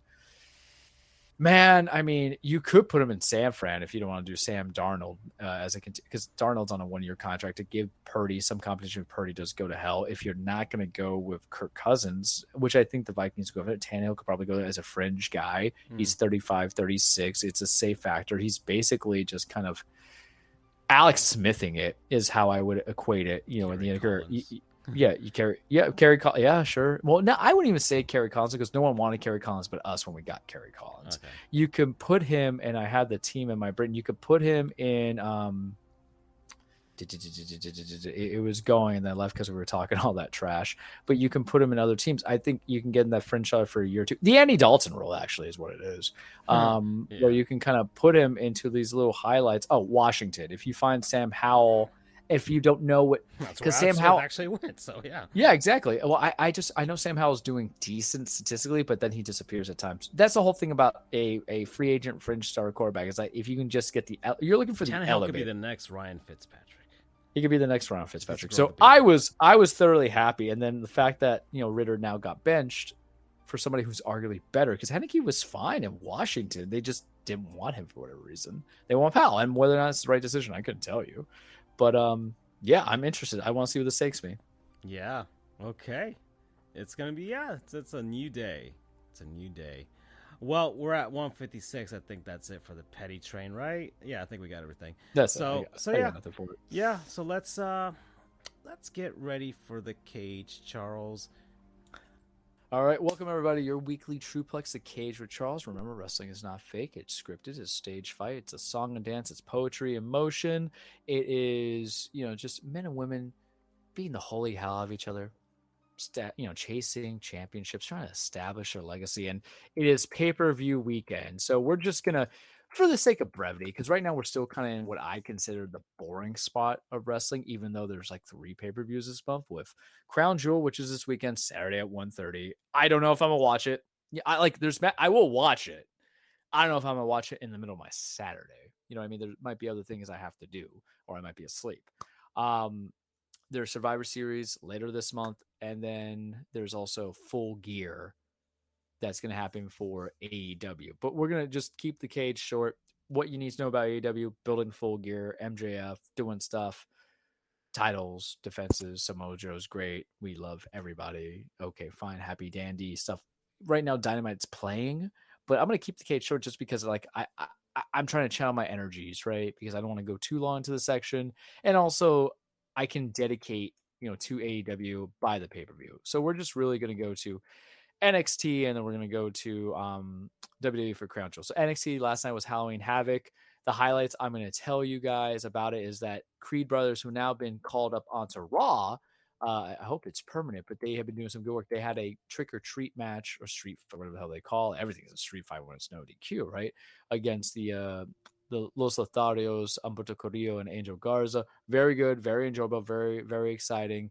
There was a couple of matches I didn't get to see because I was handing out candy, but also they had the third match of Dragunov versus Mello, which I still think the first match is the best one. Second match was very good when Dragunov beat Mello for the title, and they had a rematch going from there. It was good. Trick Williams, who had been injured, who was Mello's boy, because when wrestling's a soap opera, because Trick may have been attacked a couple weeks ago by his own boys, so by Mello, so Trick doesn't get into a title shot. Jealousy? Ooh, get me in on that. Match was good. Ends with Dragunov retaining and then getting attacked by Baron Corbin. They're saying the storylines. Let's get to the meat and potatoes here.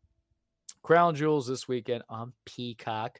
It's a little fresh shot into the arm. We're going to do our predictions and matches and going from there, and if I'm invested or I'm not invested. First match that we'll kind of go into, Cody Rhodes, Damian Priest, not invested at all. I thought they were going to – Judgment Day has go home heat. I've told you about this. Every time I see him, I change the channel. Cody's slowly coming back, but it seems like they're stalling for time to get to, April when him and Roman Part 2 happen. I thought, they were going to probably maybe put the Money in the Bank contract on the line. You can get something engaging out of it, but this really just kind of feels like a prelude to have war games of Team Cody versus Team Judgment Day at Survivor Series, and I just don't want that. I don't care. I might not even watch Survivor Series. That's going to happen. I am that petty towards it, because when you have go home heat, it's a channel changer. That's what it means. We don't want you here. What are you doing here? All the potential in Judgment Day, except for JD McDonough, who I'm not a big fan of, but he just doesn't resonate to me. They could be doing better things. And that's the problem when you have factions. If you feel that other people could be doing better things, it's going to be better things. So Cody wins, of course, because Priest can't look strong, even though he won the Money in the Bank, and they have to have dissension and blah, blah, blah, blah, blah. Kickoff show is going to have Sami Zayn versus JD McDonough, part of Judgment Day, not, Finn Balor versus Sami Zayn, which maybe makes sense, right? Or, Sami Zayn versus Dominic Mysterio, who's been long established. We can get the new person. Fine. What Sammy wins, I think you give it to that one. I don't care. United States Championship, Rey Mysterio versus Logan Paul should be fun. Logan Paul's kind of delivered in most of his matches. I like Rey. Rey should lose the title. Logan Paul should have it up until Royal Rumble when he goes against LA Knight, because LA Knight has the main event. We'll talk about that in a second. Paul could be good for business. The IC title is the main mid card. USL is another mid card on SmackDown, but it's just there. But you got to get eyes on the prize. And you know what? If Logan wins a mid card title, I don't think it's going to be the end of the world. Plain and simple. Let Logan win. Unless someone costs him to build a feud. Who knows? Women's Championship, Io Sky versus Bianca Belair. This is kind of like not a rematch, but kind of a rematch, because remember, Io Sky had the Money in the Bank contract. She cashed in on Bianca Belair at SummerSlam, won the title. Bianca was off TV for a while. Now she comes back. They're going to have a feud. I feel Io wins. I would not be surprised if Bianca retains. The thing is, I need storyline determinatives out of this. Because if Bianca wins, for whatever reason, I need her not to feud with Damage Control like she did the last time she won the main title going against Bayley, and then you would add Io. You got to give me someone new, man. You can't recycle storylines. If you have Io win, it's time to break up Damage Control and have Bayley want to challenge the title. Why? Because I need some personal drama. I need some personal effect comes into it. It's not a workhorse belt yet, even though Io and Asuka had a great match a couple weeks ago. I just need something more out of it. That's just me, but it doesn't have to always be what I want. But I like to get what I can. John Cena, Solo Sikoa, good match that should be on the table. I'm thinking Cena does beat Solo, but if Solo wins, this is like Solo's first like singles title since being, it's not singles title, I'm sorry, singles pay-per-view match since being on the main roster. But this is also going to be the storyline is that Cena has not won a singles match in more than 2,000 days. Seems like a long time, but consider the fact that Cena's not even on like part-time. He's like seasonal at this point, right? That's the way I'll go. Part-time indicates that he's there for multiple times a year. This current run he has been, but other times he's not. So I think they give it to Cena so he could break the spell. And if Cena's still on a contract, you can give me a rematch of the Royal Rumble. Or not. Yeah, shit, I'll take it at the Rumble 15. Or I'll take it at Survivor Series, whatever you want to do. Women's 5-way match for the Women's World Championship. Remember, SmackDown has a WWE Women's Championship. Raw has the Women's World Championship.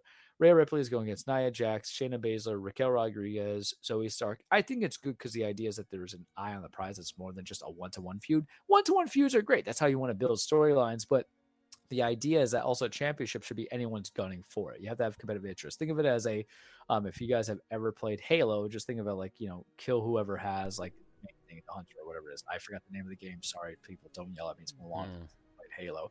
I actually just liked, now I forget the name, Big Team Battle was always great.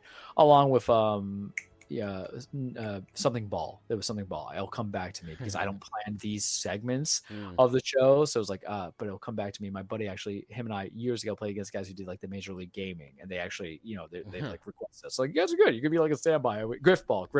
Love Griff ball. You see, it came to me.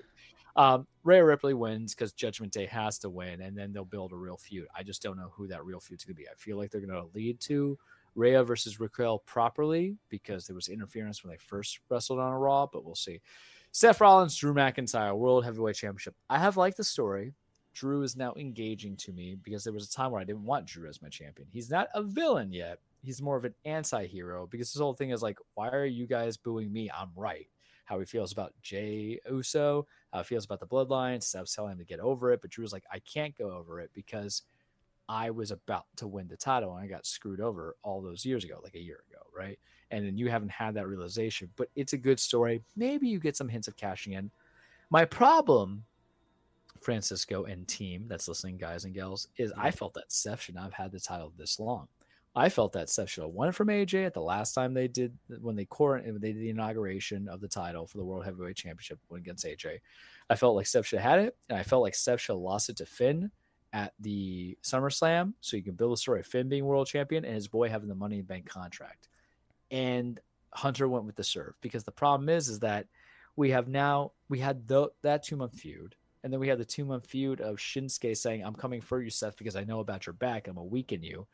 And it makes me feel like, logically, Drew, if you ever looked at Drew McIntyre, is built like a Scottish god, should be able to break Rollins like a Kit Kat bar if he's so injured he's amounting being the workhorse champion, and he's going to find a way to win, and it's just going to delay Drew possibly doing it or maybe not doing it if we're going to have Gunther get the title off of Seth or Cody if they're like, oh, we're not going to do Roman and Cody for whatever reason.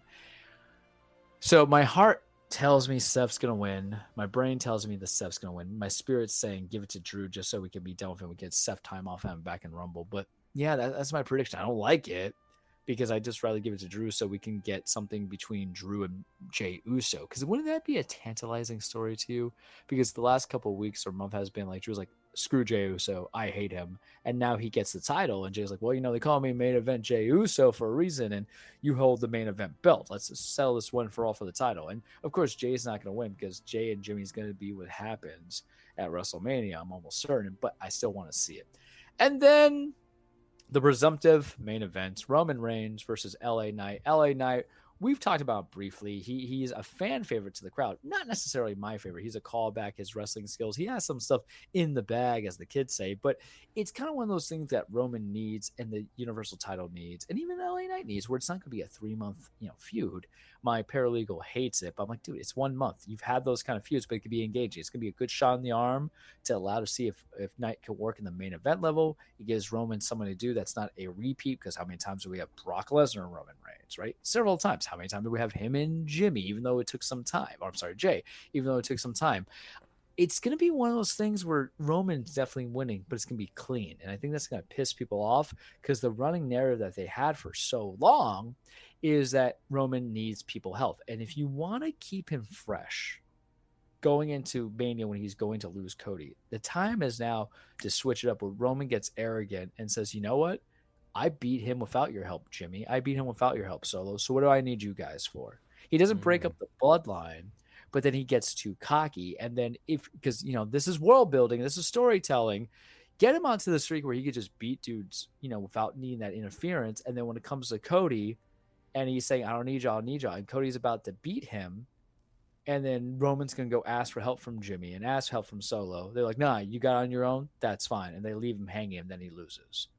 And so it keeps Cody's win clean, right? It has Roman properly passing the torch, and also properly breaks up the bloodline, which they thought they were doing before, which they essentially did to a degree, which didn't work out, right? But now you do it because you want to do it solo, you do it solo, bud, and you bail out. The match should be fine. We'll see how it happens. It's really going to be a match that is based off the energy of the crowd, and that's how great wrestling can be. You can have an average match, but if the crowd is into it, it can elevate it. So the card is good. I am invested in the matches. It's the timing, man. Like 1 o'clock is so weird because I run errands. I'm at the gym. I'm going to try to see. It's in Saudi Arabia, right? So it's yes. Yeah. But so even even for me, I'm like, I could just watch it like Sunday when I'm home, or I can watch it Monday instead of Monday Night Football, and I'll just avoid Twitter for 2 days, which is boring sometimes because I think in my mental state right now is everything is like, well, I need a quick hit of any kind of humor or news or deals and everything, but I can suffer for you guys. And that's all I got for you this week on the Cage. Okay. Yeah, and it's a 7-hour difference. That's at 8 o'clock their time, so there you go. Okay, well, think that's it for both of us. I think the World Series is still nothing Dios míos. in the sixth inning. I didn't realize that the NBA has this thing on their app called Crunch Time, which is, I guess, their equivalent of Red Zone. And I think I might be into that because it allows me, just like with Red Zone, you don't have to be fully invested in the game. You just see the most interesting parts. Because I was looking for the Heat score, and right, 98-94. Yeah, that's what's going on right now. So, they're playing Brooklyn here in Miami. Yeah, it's interesting. It's going from game to game here. I might look into that. I think the NHL should do that too. To be honest, every league should do that. To be honest, I would probably do that for hockey because it allows me to get more variety instead of what I'm bound to here. Yeah, but even then, I think with hockey, it has to work like the NBA. It's okay. We're within the last 2-3 minutes of X game, right? And holy crap! I look at the stats. Celtics are beating the Pacers 153-102, and I understand the Pacers are crap by default. Holy! But that is a high score. That is insane. Okay, like I better see somebody having a 70. I want to see some stats. 1 second. Now that you told that, yeah, the end I'm of the with show, you. Doesn't matter. Let's see. Tatum has dropped 30. Brown has dropped 16. Porzingis got 13. Drew Holiday's got 15, and White's got 18. And the bench players, Hauser's got 17. Al Horford's got 5. Pritchard's got 15. Then Brissett's 3. I mean, this point they're putting in all the bench players. Another guy with 11, 2, 4, 3. Yeah, there you go. Jesus Christ, man. And I understand it's just a game, but that's not you don't get like the max you get sometimes like 120 in a game. And you're basically playing an extra quarter in that stat padding. Indy's I mean, what happened to Indy? Hold on. Let's see. I'm trying to see their box score. One second. I mean, let's see. McConnell's got 18. That's their highest score so far. And yeah, okay. All right. Well, bad night for Indy. Okay. The Trailblazers won a game. I'll never forgive you, Detroit Pistons. Okay, everybody. I think that's it for us. Bye. Go fuck yourself, Joe Cronin. 16. Oh yeah, the tally at the end is actually that's 15. Charles, you got 15, and I got 11. I've kept it. Well, he can go fuck himself twice. There's the 16. All right, bye, everybody. Take care.